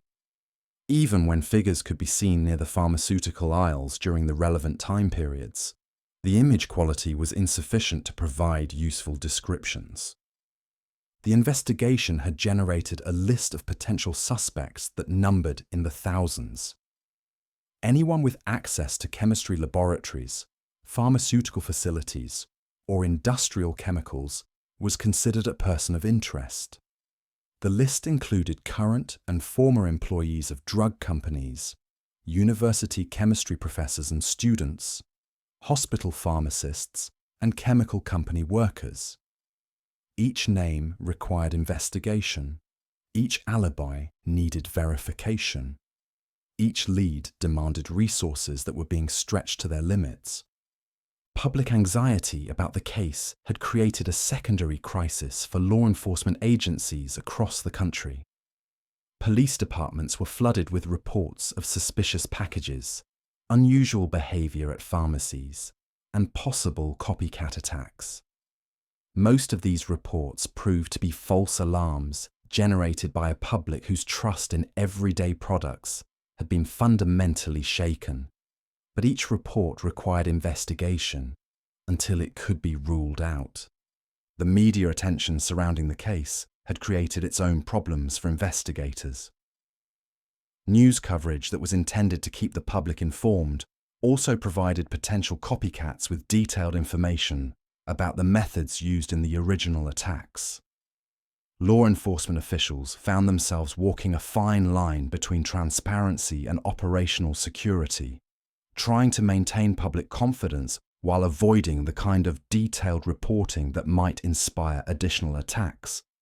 Medical facilities across the Chicago area had implemented new protocols for handling suspicious poisoning cases, but the measures revealed just how unprepared the healthcare system had been for this kind of terrorism. Emergency room physicians who had never encountered cyanide poisoning in their careers were now experts in its detection and treatment. Toxicology laboratories that had rarely tested for exotic poisons were now screening routine cases for compounds that had previously been academic curiosities. The psychological impact of the crisis extended far beyond the immediate victims and their families. Americans were learning to live with a new kind of anxiety, the understanding that their consumer economy was built on a foundation of trust that could be weaponized by anyone with sufficient knowledge and malice. The simple act of taking medicine for a headache would never again be quite as innocent as it had been before the Tylenol murders. As November progressed, investigators found themselves confronting the possibility that the case might never be solved in the traditional sense. The killer had chosen a method that exploited the very openness and convenience of American retail, striking through a distribution system too complex and extensive to monitor effectively. Even if no additional attacks occurred, the perpetrator might remain free, protected by the anonymity of modern urban life and the sophistication of their methods. But the investigation continued, driven by the knowledge that 7 innocent people had died and the possibility that the killer might strike again. In laboratories and police stations across Chicago, dedicated professionals worked around the clock, pursuing leads that seemed to multiply faster than they could be resolved, following trails that often led nowhere, but had to be explored nonetheless. The city slept uneasily as autumn deepened into winter, knowing that somewhere in its midst, a killer remained free. The investigation had revealed vulnerabilities in American society that few had previously imagined, transforming assumptions about safety and trust that had seemed as solid as the foundations of buildings. The quiet terror continued, hidden now beneath the surface of daily life, but no less real for its invisibility. Waiting perhaps for the moment when vigilance might relax and trust might once again make itself vulnerable to those who would exploit it. December 1982 settled over Chicago like a heavy blanket, muffling the city's usual energy beneath layers of snow and the weight of unresolved terror. In the trauma units of hospitals across the metropolitan area, physicians had grown accustomed to a new kind of patient, those who arrived not with physical injuries, but with the psychological wounds inflicted by fear itself. Emergency rooms that had once dealt primarily with heart attacks and automobile accidents now treated panic attacks triggered by the simple act of reaching for a bottle of aspirin. Dr. Sarah Henderson, a psychiatrist at Northwestern Memorial Hospital, found herself counseling families who had never before needed mental health services. The Kellerman family sat in her office on a grey Tuesday afternoon, their eyes holding the hollow look of people whose world had been fundamentally altered by random violence. Dennis Kellerman spoke in monotones about the nightmares that plagued his sleep, dreams where his daughter Mary reached for that fatal bottle again and again, while he stood paralysed, unable to warn her of the danger hidden in plain sight. "We had to throw away everything in our medicine cabinet," Jana Kellerman whispered, her voice barely audible above the hum of the building's heating system. Even vitamins, even things that had nothing to do with what happened. I couldn't stand to look at any of it. But then I realized, we can't throw away every store, every pharmacy, every place where medicine is sold. The fear follows us everywhere now. The investigation had entered what Detective Chief Ray Floyd privately called the despair phase, the point where methodical police work began to feel like an exercise in futility, where each new lead seemed to dissolve before it could be properly pursued. His office had become a mausoleum of evidence bags and file folders, each one representing hours of work that had yielded nothing more substantial than the elimination of yet another false hope. The task force had interviewed over 3,000 potential witnesses, analysed thousands of capsules, and pursued leads that stretched from Chicago to pharmaceutical facilities across the country. They had developed profiles, timelines, and theories that seemed logical and compelling until they encountered the stubborn reality that the killer had left no traditional evidence trail. No fingerprints, no eyewitnesses, no DNA evidence to guide them toward identification. FBI Special Agent Roy Lane had seen many cases that challenged conventional investigative techniques, but the Tylenol murders represented something unprecedented in his experience. The perpetrator had committed mass murder while remaining essentially invisible, striking through a method so sophisticated and carefully planned that it seemed almost supernatural in its effectiveness. The killer had weaponized trust itself, turning the most basic human need for healing into a lottery of death. The forensic analysis of the contaminated capsules had revealed details that deepened the mystery rather than solving it. Each poison capsule contained a slightly different mixture of cyanide and acetaminophen, suggesting that the killer had experimented with different formulations. The work showed not just knowledge, but a kind of scientific curiosity that was chilling in its implications. This was not the work of someone motivated by simple revenge or random violence. This was something far more calculated and cold. In the secured evidence room at Chicago Police Headquarters, the 7 bottles that had contained death sat in neat rows, their familiar red and white labels now bearing evidence tags that documented their journey from store shelves to crime scenes. Each bottle told the same story of trust betrayed and healing transformed into harm, but collectively they posed questions that seemed unanswerable. Who had done this? Why had they chosen these particular victims? And perhaps most terrifyingly, were they finished? The recall of Tylenol products had created an economic crisis that rippled through the pharmaceutical industry like shockwaves from an earthquake. Johnson & Johnson's stock price had stabilized somewhat, but the company was still losing millions of dollars each week as consumers avoided their products. The Tylenol brand, which had once been synonymous with trusted relief, was now associated in the public mind with random death and sophisticated terror. CEO James Burke found himself managing not just a business crisis, but a fundamental challenge to the way Americans thought about consumer safety. The company's laboratories were working around the clock to develop new packaging technologies that would make tampering virtually impossible to accomplish and immediately obvious to detect.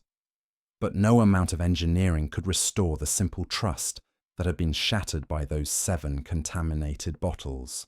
The pharmaceutical industry as a whole was undergoing a transformation that would reshape how medicines were manufactured, distributed, and sold. Security measures that had never been necessary were being implemented at every level of the supply chain. Manufacturing facilities installed new surveillance systems and restricted access to production areas. Distribution centers implemented chain of custody procedures borrowed from criminal evidence handling.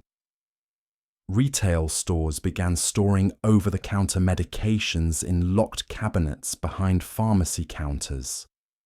But perhaps the most profound changes were occurring in the minds of ordinary Americans, who were learning to live with a new kind of vigilance. Medicine cabinets across the country had been emptied and restocked with products that bore tamper evidence seals. Consumers examined packaging with microscopic attention, looking for any sign that products might have been compromised. The simple act of taking medicine for a headache now required the kind of careful consideration that had previously been reserved for major life decisions. Dr. Edmund Donahue had become an unwilling expert in what was being called the first case of domestic pharmaceutical terrorism. His office received calls daily from medical examiners around the world, all wanting to understand the forensic techniques being used to analyze the contaminated capsules. The methods being developed in Chicago were already being shared with laboratories in other countries, where officials worried about copycat attacks in their own pharmaceutical markets. The investigation had revealed vulnerabilities in America's consumer economy that extended far beyond the pharmaceutical industry. If medicine could be weaponized, what about food products, cosmetics, or any other consumer goods that people trusted without question? The Tylenol Murders had opened a door to a new kind of terrorism that was limited only by the imagination and technical knowledge of those willing to exploit it. Security experts were beginning to understand that the openness and convenience of American retail, features that had made the United States the envy of the world, also made it uniquely vulnerable to this kind of attack. The standardized packaging that made products instantly recognizable, the self-service retail model that allowed customers to select their own merchandise, the complex distribution networks that moved products efficiently from manufacturers to consumers. All of these innovations that had driven American prosperity also created opportunities for those who would turn commerce into a weapon. The psychological profile of the perpetrator had been refined through months of analysis, but it remained frustratingly general. The killer was almost certainly someone with advanced knowledge of chemistry or pharmaceutical manufacturing, someone with access to pure potassium cyanide, and someone with the technical skills necessary to open and reseal gelatin capsules without detection. But these characteristics could describe hundreds or even thousands of people in the Chicago area alone. More troubling was the psychological assessment that suggested the perpetrator was motivated not by personal grievance or traditional criminal motives, but by a desire to demonstrate the vulnerability of systems that Americans took for granted. This was terrorism in its purest form. Violence designed not to achieve specific political goals, but to create fear and uncertainty that would undermine public confidence in the basic structures of society. As winter deepened, the investigation had consumed enormous resources without producing the kind of breakthrough that would lead to arrest and prosecution. The task force continued its methodical work, but privately. Many investigators were beginning to accept the possibility that the case might never be solved in the traditional sense. The killer had chosen a method so sophisticated and carefully planned that they might never be identified, remaining forever hidden in the anonymity of modern urban life. The families of the 7 victims found themselves navigating a grief complicated by the absence of anyone to blame, anyone to hate, anyone to hold accountable for their losses. Mary Kellerman's parents spoke of feeling haunted not just by their daughter's death, but by the randomness of it. The understanding that she had died not because of anything she had done, but simply because she had trusted a bottle of medicine to be what it claimed to be. In support groups that had formed spontaneously in the weeks following the murders, family members shared stories of a world that no longer felt safe or predictable. They spoke of checking and rechecking medication bottles, of driving to multiple pharmacies to compare packages, of the simple act of taking aspirin becoming an exercise in anxiety and doubt. The killer had stolen more than 7 lives. They had stolen the peace of mind that came with trusting the basic tools of modern medicine. As Chicago slept beneath its blanket of December snow, the investigation continued in laboratories and police stations where dedicated professionals worked through the night, pursuing leads that often led nowhere but had to be explored nonetheless. The quiet terror had become part of the city's fabric now, woven into daily routines and unconscious habits. A reminder that in the modern world, evil could hide behind the most innocent facades. Somewhere in the darkness, a killer remained free, their identity as mysterious as their motives, their methods as sophisticated as their malice was pure.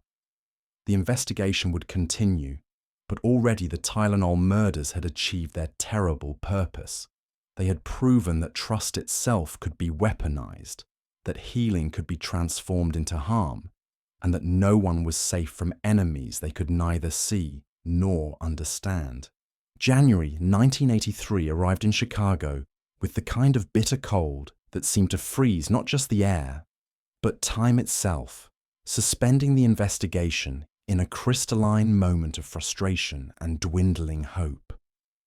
The task force headquarters had taken on the atmosphere of a mausoleum, its walls still covered with maps and timelines, but the energy that had once driven investigators through 18-hour days had been replaced by the mechanical persistence of professionals who understood that some cases resist solution despite the most dedicated efforts.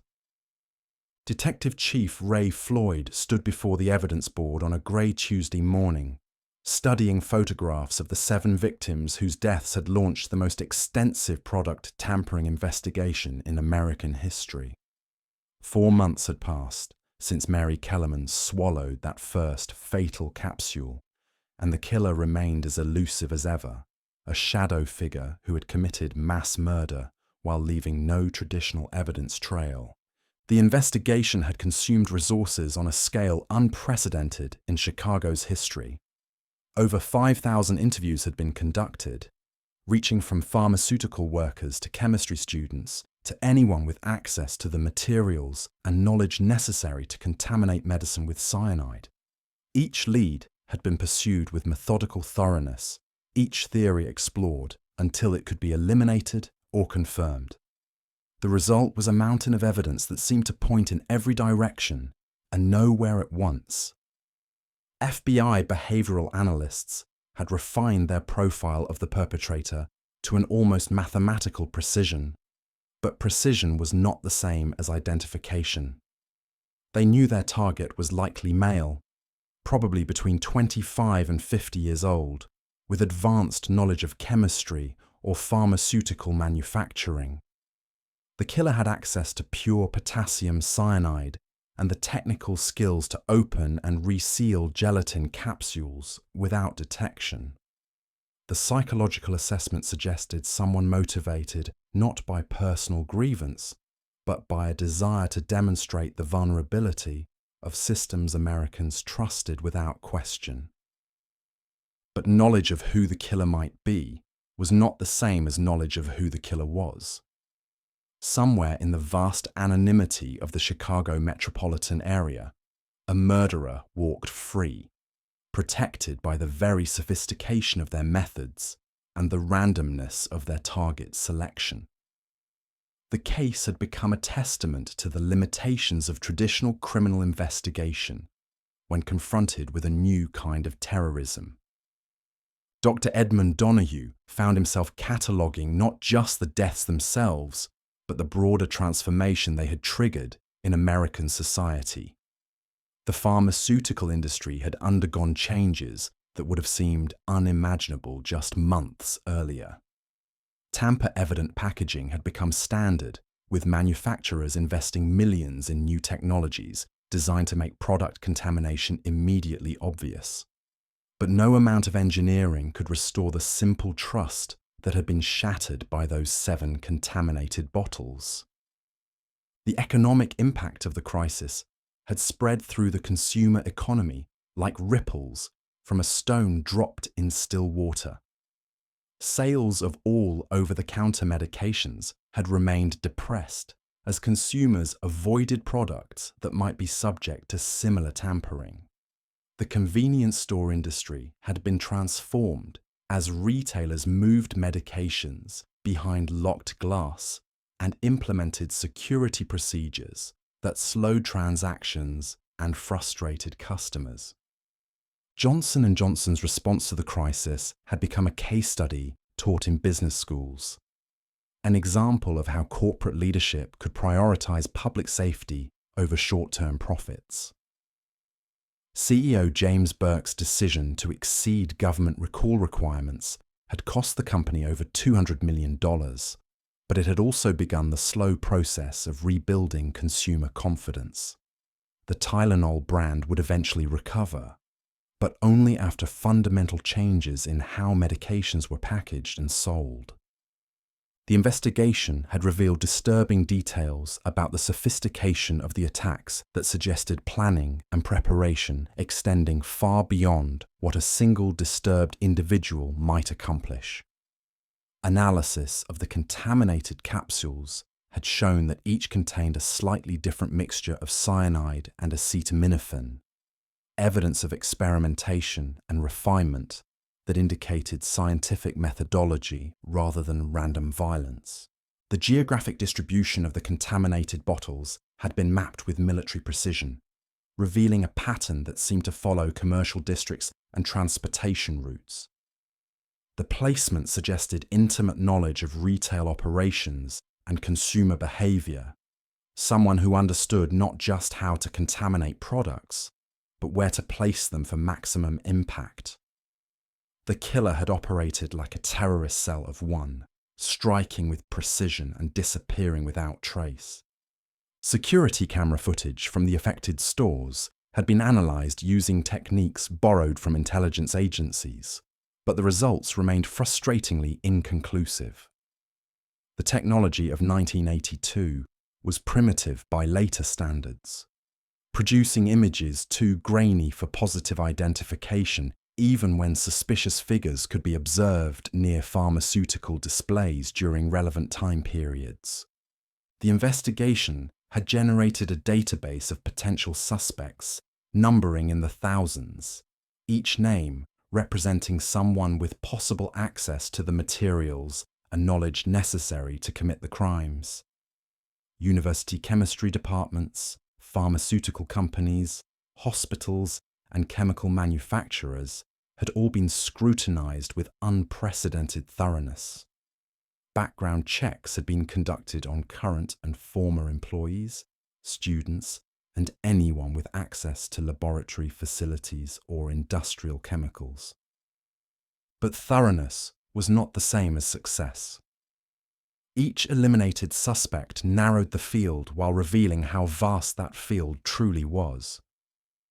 The killer could be anyone with the patience to acquire the necessary knowledge and materials: a disgruntled pharmaceutical worker, a chemistry graduate student, a laboratory technician with access to pure chemicals, or simply someone with the determination to teach themselves the required skills.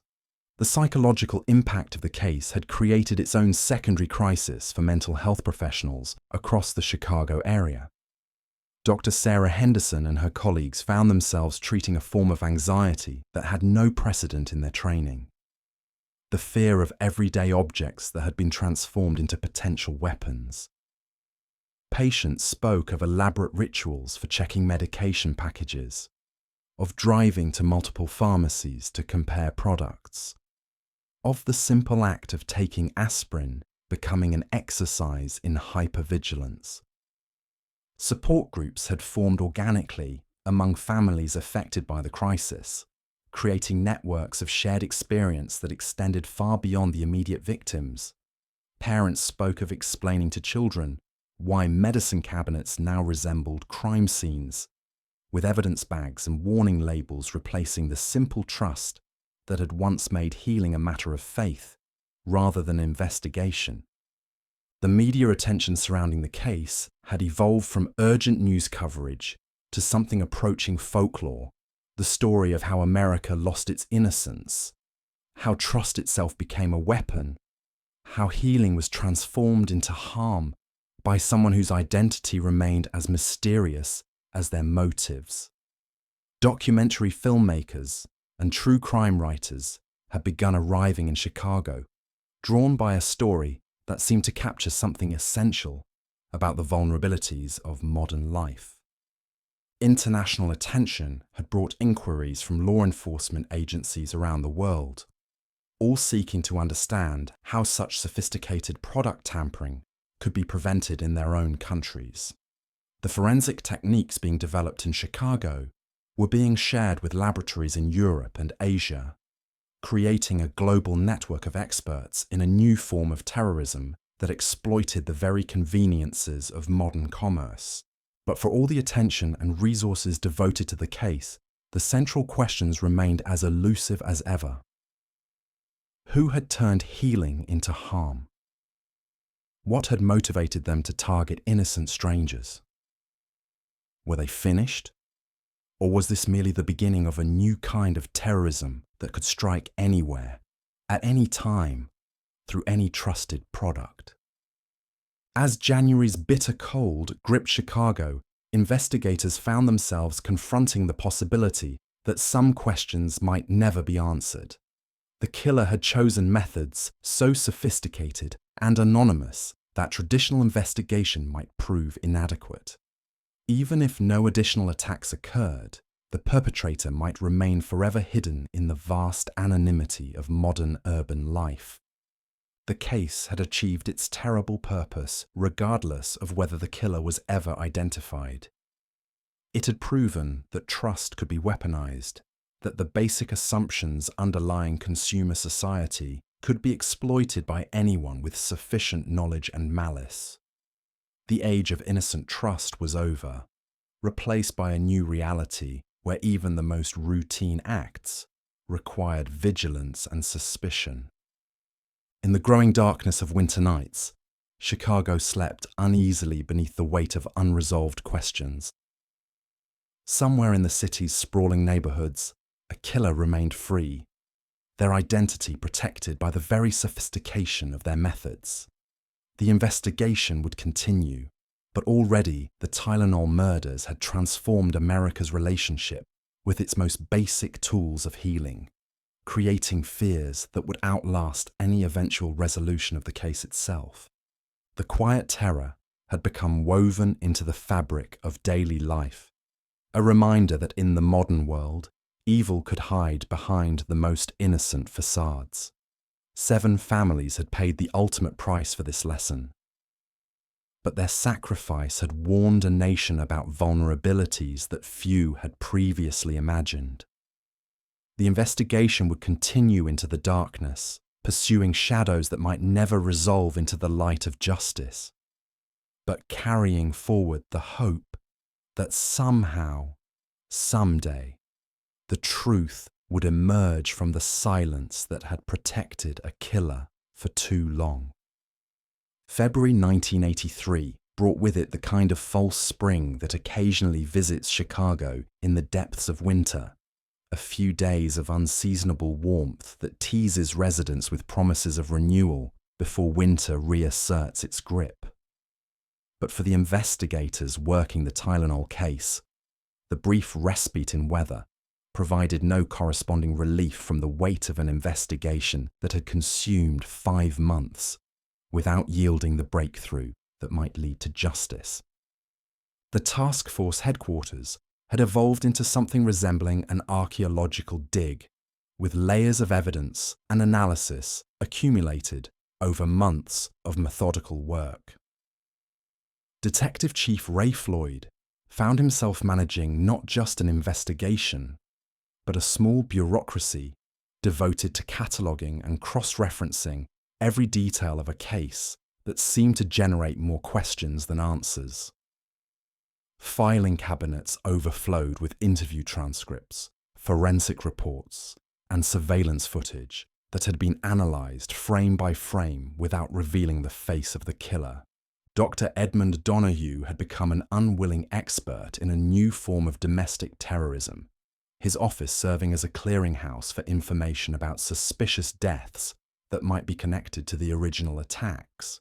Medical examiners from across the country called regularly, describing cases that shared some characteristics with the Tylenol murders, but proved, upon investigation, to be unrelated coincidences or copycat attempts that lack the sophistication of the original crimes. The investigation had revealed patterns within patterns, creating a complex web of evidence that seemed significant but ultimately led nowhere.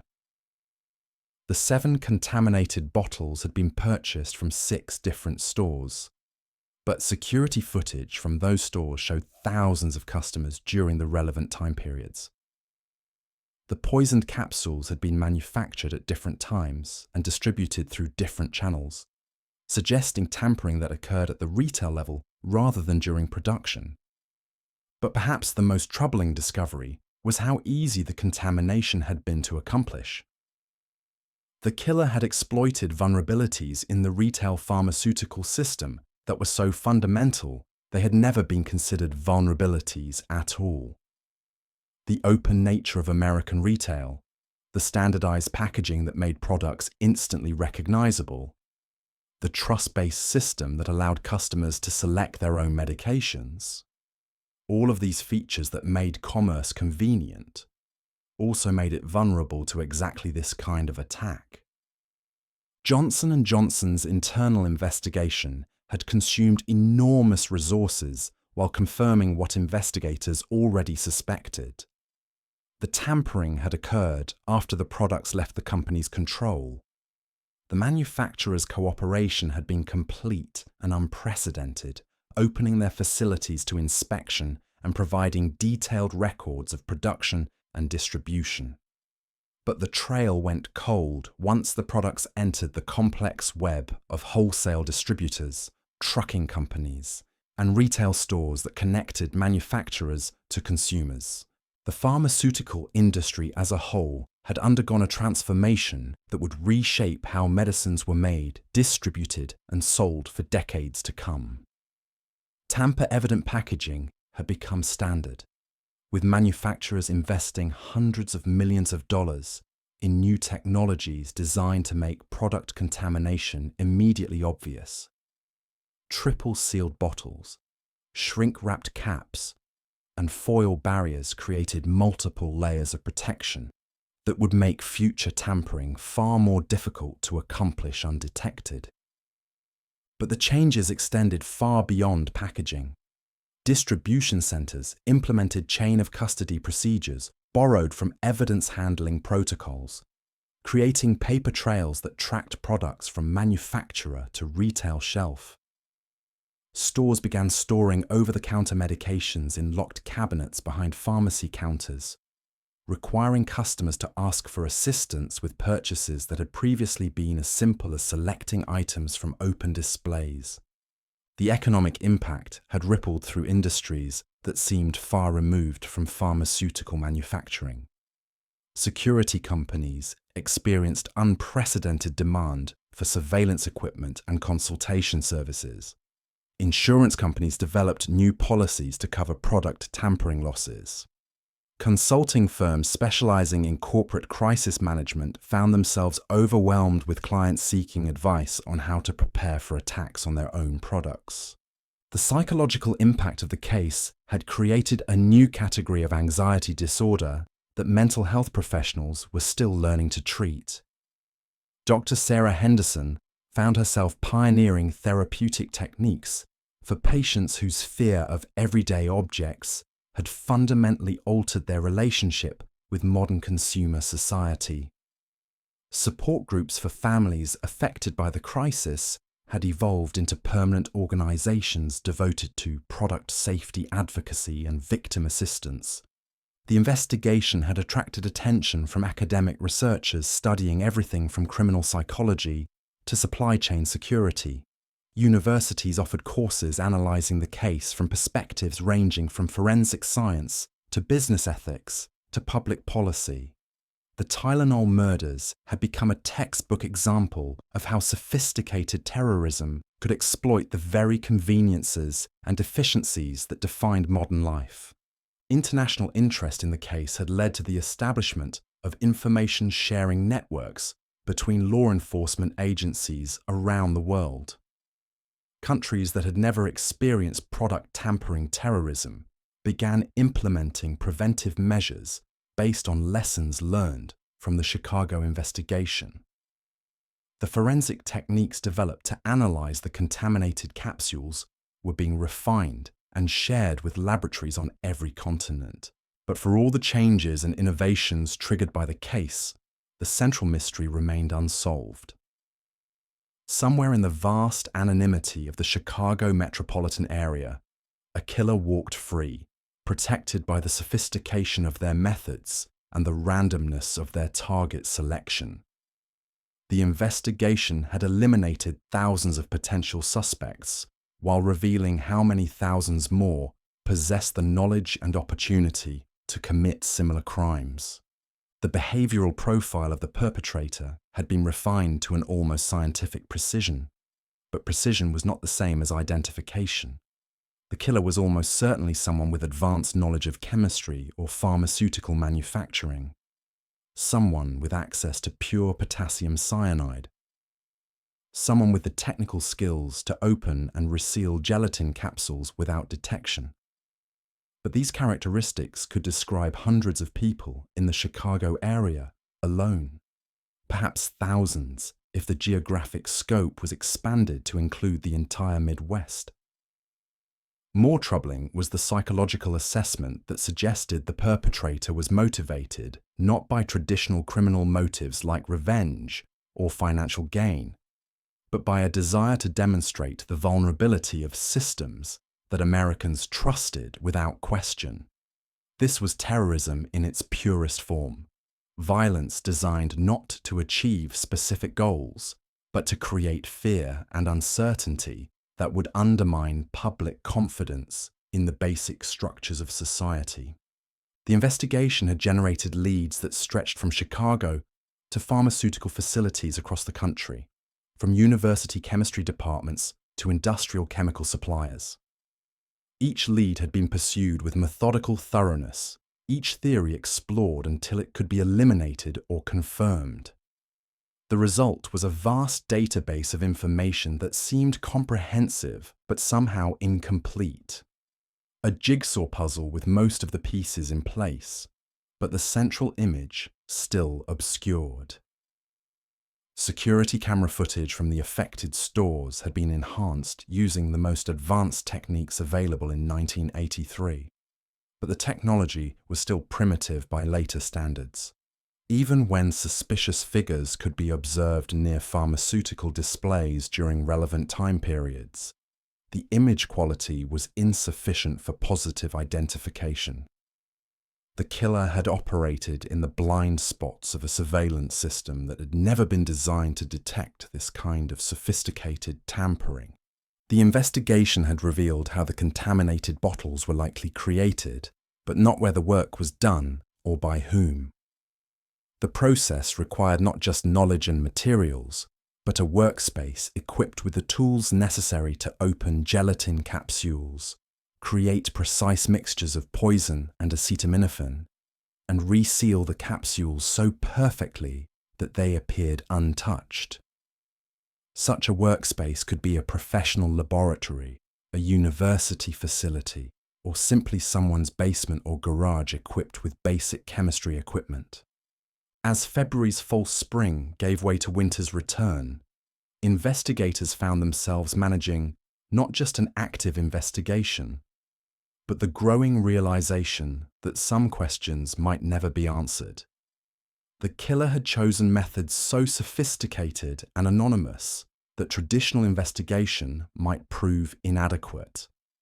Even if no additional attacks occurred, the perpetrator might remain forever hidden in the vast anonymity of modern urban life. But the investigation continued, driven by the knowledge that 7 innocent people had died and the possibility that the killer might strike again. In laboratories and police stations across Chicago, dedicated professionals worked through long winter nights, pursuing leads that often led nowhere but had to be explored nonetheless. The quest for justice had become as much a matter of principle as practicality, a demonstration that even the most sophisticated crimes would be met with equally sophisticated investigation. The families of the 7 victims had found ways to channel their grief into advocacy for product safety and victim assistance. Mary Kellerman's parents had established a foundation devoted to pharmaceutical security research. The Janus family had become voices for stronger federal regulation of over-the-counter medications. Their work ensured that their loved ones' deaths would serve a purpose beyond the killer's original intent, transforming tragedy into a force for positive change. As Chicago slept beneath its blanket of February snow, the investigation entered its 6th month with no resolution in sight. The quiet terror had become part of the city's identity now, woven into daily routines and unconscious habits that would persist long after the case was closed, if it ever was closed. Somewhere in the darkness, a killer remained free, their identity as mysterious as their motives, their methods as sophisticated as their malice was pure. The investigation would continue into an uncertain future, carrying forward the hope that eventually, somehow, the truth would emerge from the silence that had protected a murderer for too long. But already, the Tylenol murders had achieved their terrible purpose. They had proven that trust itself could be weaponized, that healing could be transformed into harm, and that in the modern world, no one was truly safe from enemies they could neither see nor understand. Spring arrived in Chicago with the tentative quality of a visitor uncertain of their welcome, bringing longer days and warmer air that seemed to mock the persistent chill of an investigation that had stretched through winter without resolution. By April 1983, the Tylenol task force had consumed over 6 months, thousands of man-hours, and resources that exceeded the annual budgets of many police departments. Yet the killer remained as elusive as morning mist, protected by the very sophistication of their methods and the anonymity of modern urban life. Detective Chief Ray Floyd stood in the task force headquarters on a grey Tuesday morning, surveying walls that had become a shrine to methodical investigation. Maps marked with red pins traced the deadly geography of the attacks, while timelines attempted to impose order on chaos. Photographs of the 7 victims gazed down from bulletin boards. Mary Kellerman, Adam Janus, Stanley Janus, Paula Prince, Lynn Reiner, Mary McFarland, and Mary Reiner, their faces serving as silent witnesses to a crime that had challenged every assumption about safety and trust in America.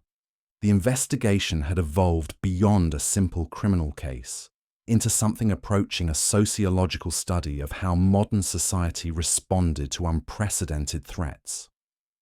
Federal agencies had joined local authorities in an effort that spanned multiple states and involved resources normally reserved for cases of national security. The FBI's Behavioral Analysis Unit had developed profiles so detailed they seemed to describe a specific individual, but specificity was not the same as identification. Dr. Edmund Donoghue found himself at the center of a transformation in forensic medicine that would influence how suspicious deaths were investigated for decades to come. The techniques developed to analyze the contaminated Tylenol capsules had created new protocols for detecting product tampering, methods that were already being shared with laboratories around the world. But technical advancement could not substitute for the human element that remained missing from the case, the identity of the person who had turned healing into harm. The pharmaceutical industry had undergone changes so fundamental that they amounted to a revolution in how medicines were manufactured, packaged, and sold. Johnson & Johnson's investment in tamper-evident packaging had been followed by similar efforts across the industry, creating multiple barriers between potential tamperers and the products they might contaminate. Triple-sealed bottles, shrink-wrapped caps, and foil barriers had become standard features that consumers now expected as basic safety measures. But the changes extended far beyond packaging technology. The entire concept of self-service retail for potentially dangerous products had been fundamentally altered. Pharmacies that had once displayed over-the-counter medications on open shelves now stored them behind locked glass, requiring customers to request assistance for purchases that had previously been as simple as selecting items from a grocery store aisle. The economic impact of the crisis had created ripple effects that reached into unexpected corners of American commerce. Security companies had experienced unprecedented demand for consultation and equipment. Insurance companies had developed new categories of coverage for product tampering losses. The convenience store industry had been transformed as retailers implemented security procedures that slowed transactions and frustrated customers accustomed to quick, anonymous purchases.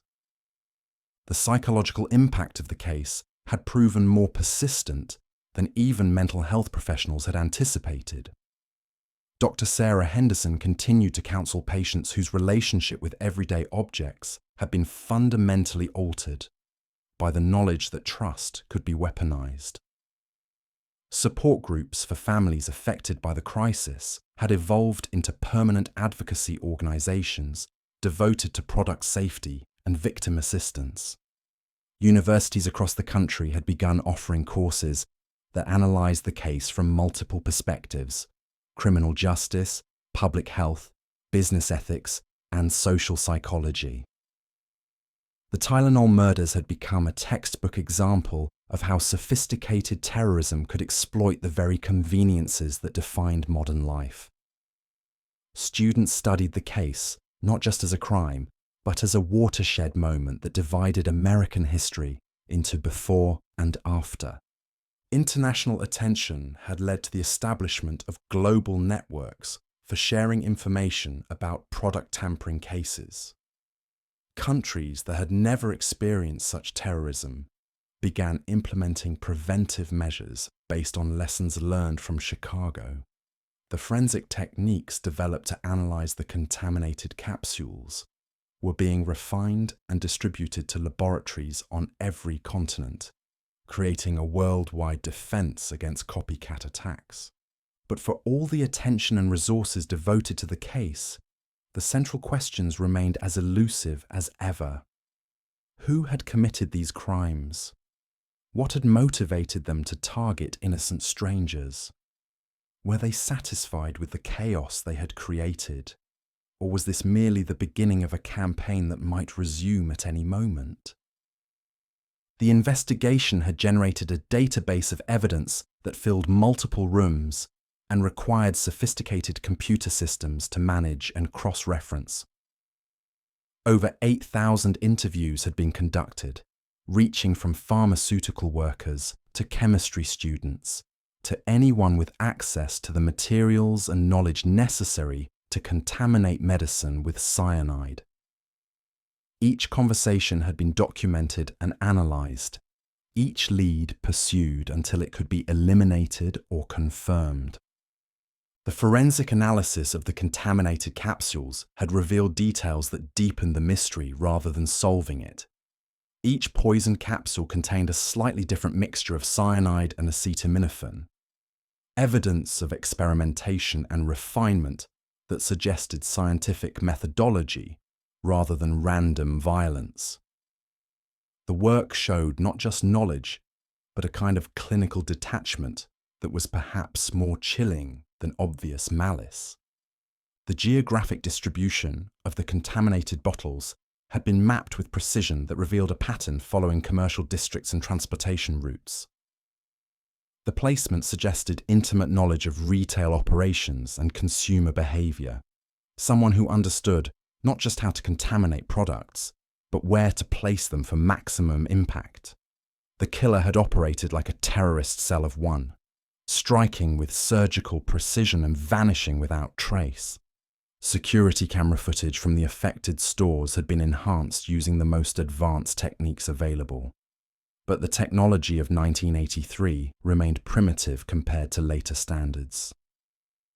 Even when suspicious figures could be observed near pharmaceutical displays during relevant time periods, the image quality was insufficient for positive identification. The killer had chosen to operate in the blind spots of a surveillance system that had never been designed to detect such sophisticated tampering. The investigation had eliminated thousands of potential suspects, while revealing how many thousands more possessed the theoretical knowledge and opportunity to commit similar crimes. The killer could be anyone with access to chemistry textbooks and basic laboratory equipment, a disgruntled pharmaceutical worker, a chemistry graduate student, a hospital technician, or simply someone with the patience to acquire the necessary knowledge and materials through legal channels. More troubling was the growing realization that the attack had succeeded beyond what even the perpetrator might have imagined. The goal of terrorism is not just to kill specific victims, but to create fear that extends far beyond the immediate casualties. By that measure, the Tylenol murders had been extraordinarily successful, fundamentally altering how Americans thought about consumer safety and the basic act of taking medicine. The behavioral profile developed by FBI psychologists suggested someone motivated not by personal grievance against the victims or their families, but by a desire to demonstrate the vulnerability of systems that Americans trusted without question. This was terrorism in its purest form. Violence designed not to achieve specific political goals, but to create fear and uncertainty that would undermine public confidence in the basic structures of society. As spring progressed towards summer, investigators found themselves managing not just an active case, but the growing expectation that some crimes might resist solution despite the most dedicated efforts. The killer had chosen methods so sophisticated and anonymous that traditional investigation might prove inadequate.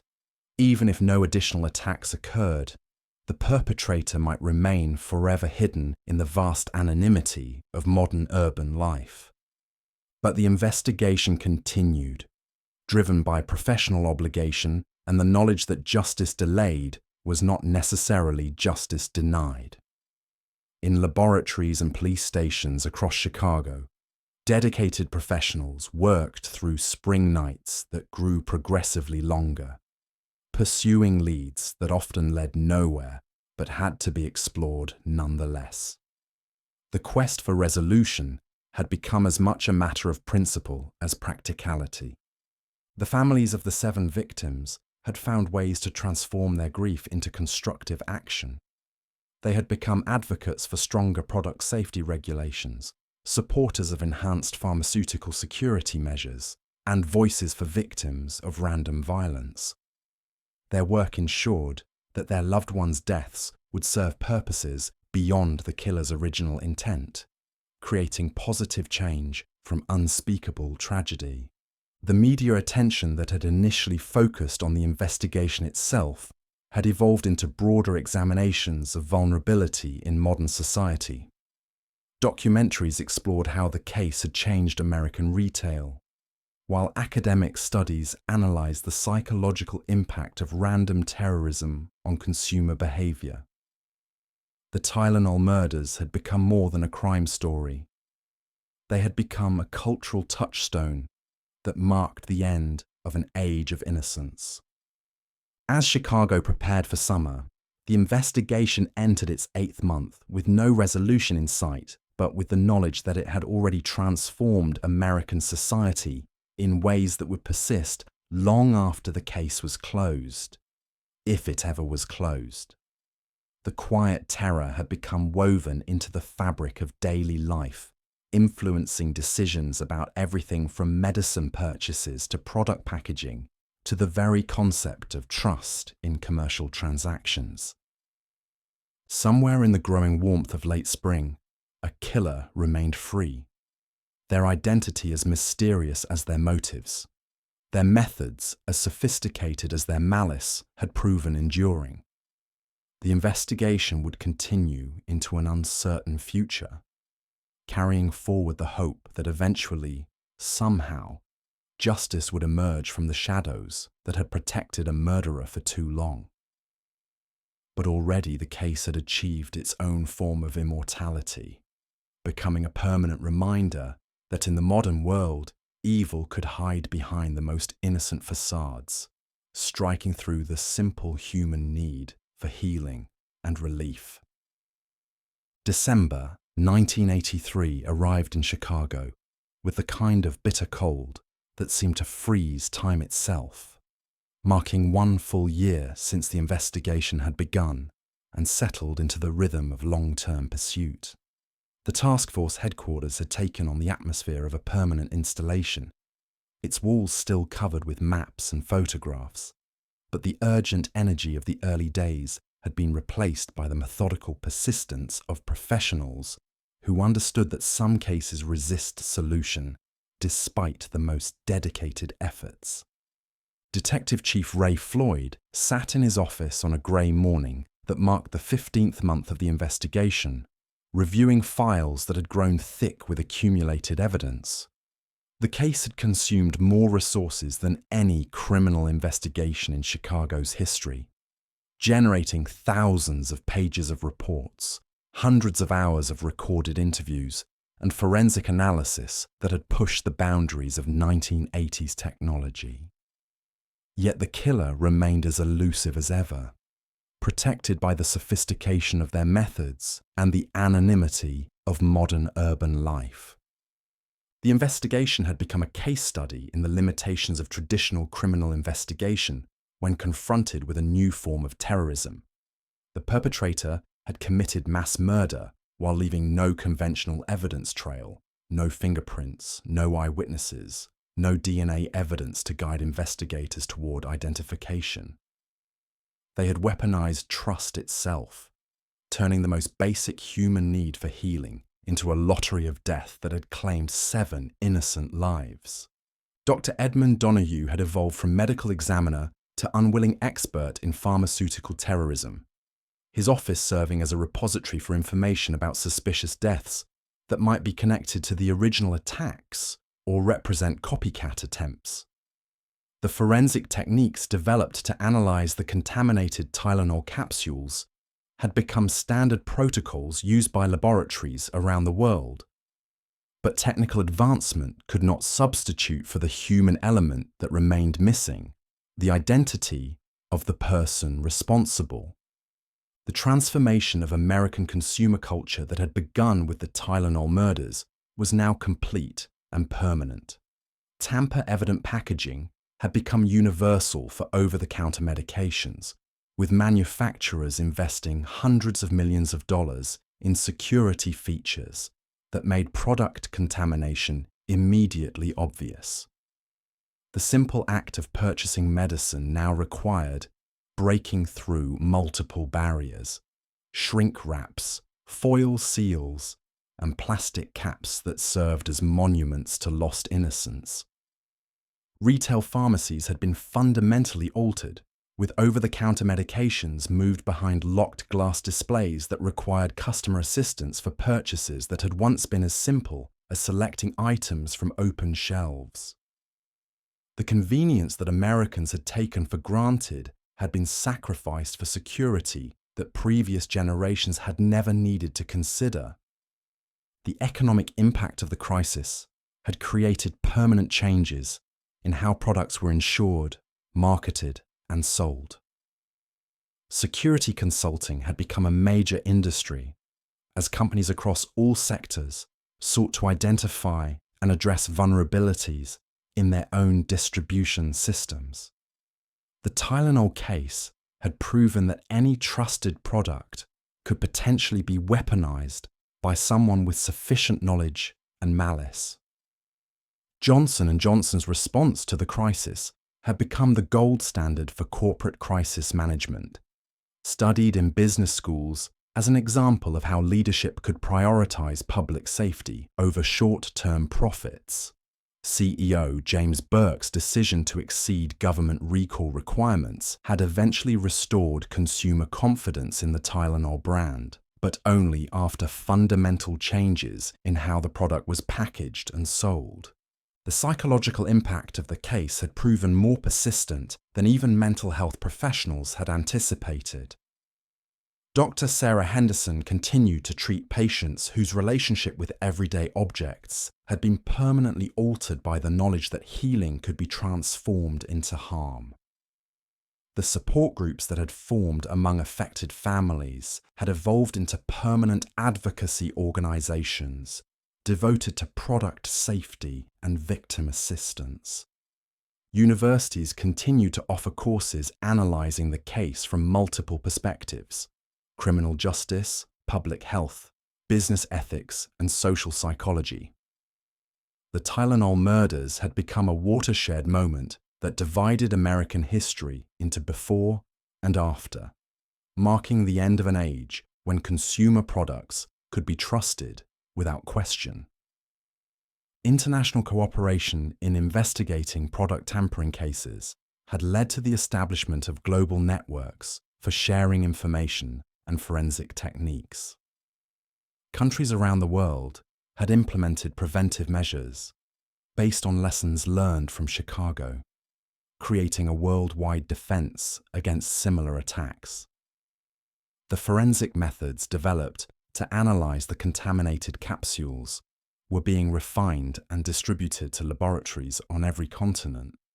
But for all the changes and innovations triggered by the case, the central mystery remained unsolved.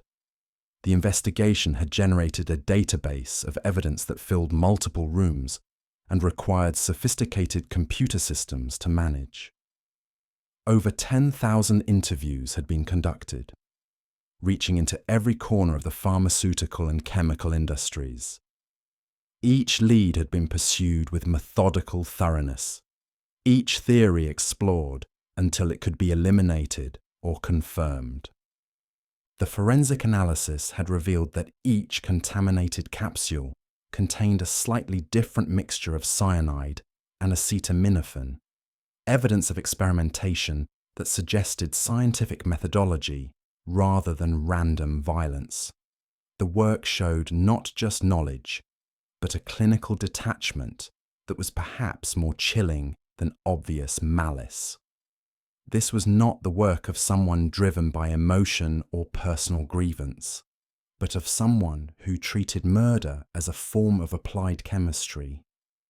The geographic distribution of the contaminated bottles had been mapped with precision that revealed a pattern following commercial districts and transportation routes. The placement demonstrated intimate knowledge of retail operations and consumer behavior.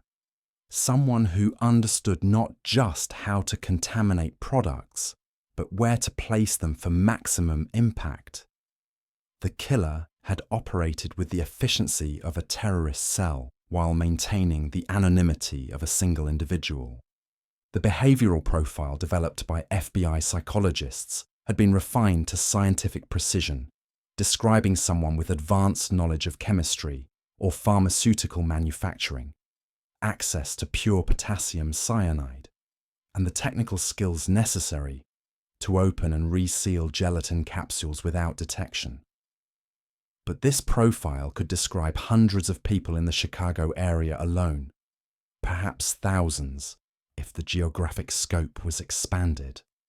More troubling was the psychological assessment that suggested the perpetrator was motivated not by traditional criminal impulses, but by a desire to demonstrate the vulnerability of systems that Americans trusted without question. This was terrorism in its purest form. Violence designed not to achieve specific goals, but to create fear that would fundamentally alter how society functioned. As 1983 drew to a close, investigators found themselves confronting the reality that some crimes might resist solution despite the most dedicated efforts. The killer had chosen methods so sophisticated and anonymous that traditional investigation might prove inadequate. Even if no additional attacks occurred, the perpetrator might remain forever hidden in the vast anonymity of modern life. The investigation continued, but it had evolved from urgent pursuit to methodical documentation. New leads were still pursued, new theories still explored, but with the understanding that each day made resolution less likely. The case had become a permanent feature of Chicago law enforcement, a reminder that even the most sophisticated police work could not guarantee justice in every instance. The families of the 7 victims had found ways to ensure their loved ones' deaths served purposes beyond the killer's original intent. Mary Kellerman's parents had established a foundation devoted to pharmaceutical security research. The Janus family had become advocates for stronger federal regulation of over-the-counter medications. Their work transformed personal tragedy into public service, creating positive change from unspeakable loss. The media attention that had initially focused on the investigation had evolved into broader cultural examination of vulnerability in modern society. The Tylenol murders had become more than a crime story. They represented a fundamental shift in how Americans thought about safety, trust, and the hidden dangers that might lurk within the most innocent objects. As Chicago prepared for another winter, the investigation marked its 2nd year, with the knowledge that it had already transformed American society in ways that would persist regardless of whether the case was ever solved. The quiet terror had become woven into the fabric of daily life, influencing everything from product packaging to consumer behavior to the basic concept of trust in commercial transactions. Somewhere in the city's sprawling neighborhoods, a killer remained free, their identity as mysterious as their motives, their methods as sophisticated as their malice had proven enduring. The investigation would continue into an uncertain future, carried forward by the hope that eventually, somehow, justice would emerge from the silence that had protected a murderer for too long. But the case had already achieved its own form of resolution, not through arrest and prosecution, but through the permanent changes it had wrought in American society. The age of innocent trust was over, replaced by a new reality where even the most routine acts required vigilance and suspicion. 7 innocent people had paid the ultimate price for this lesson, but their sacrifice had warned a nation about vulnerabilities that few had previously imagined. In the growing darkness of December nights, Chicago slept uneasily beneath the weight of unresolved questions that had become part of the city's identity. The Tylenol murders would never truly end. They would persist in changed behaviors, altered products, and transformed assumptions about safety that would influence American life for generations to come. The killer had succeeded beyond what they might have imagined, not just in claiming 7 lives, but in permanently altering the relationship between Americans and the basic tools of modern medicine. The investigation would continue, but it had already become something larger than a search for justice. It had become a testament to human resilience in the face of unprecedented evil, a demonstration that even the most sophisticated terrorism could not destroy the fundamental bonds that held society together. The quiet terror would persist, but so would the quiet courage of those who refused to let evil have the final word, carrying forward the hope that someday, somehow, the truth would finally emerge from the shadows that had protected a killer for far too long. The Chicago Tylenol murders of 1982 remain officially unsolved to this day. 7 innocent people lost their lives. Mary Kellerman, 12, Adam Janus, 27, Stanley Janus, 25, Teresa Janus, 19, Mary Reiner, 27, Mary McFarland, 31, and Paula Prince, 35. Their deaths led to revolutionary changes in pharmaceutical packaging and product safety that continue to protect consumers today. Though the killer was never identified, their crimes transformed American society, ending an age of innocent trust and ushering in new safeguards that have prevented countless similar tragedies. The investigation continues, carrying forward the hope that justice, though long delayed, may yet be served.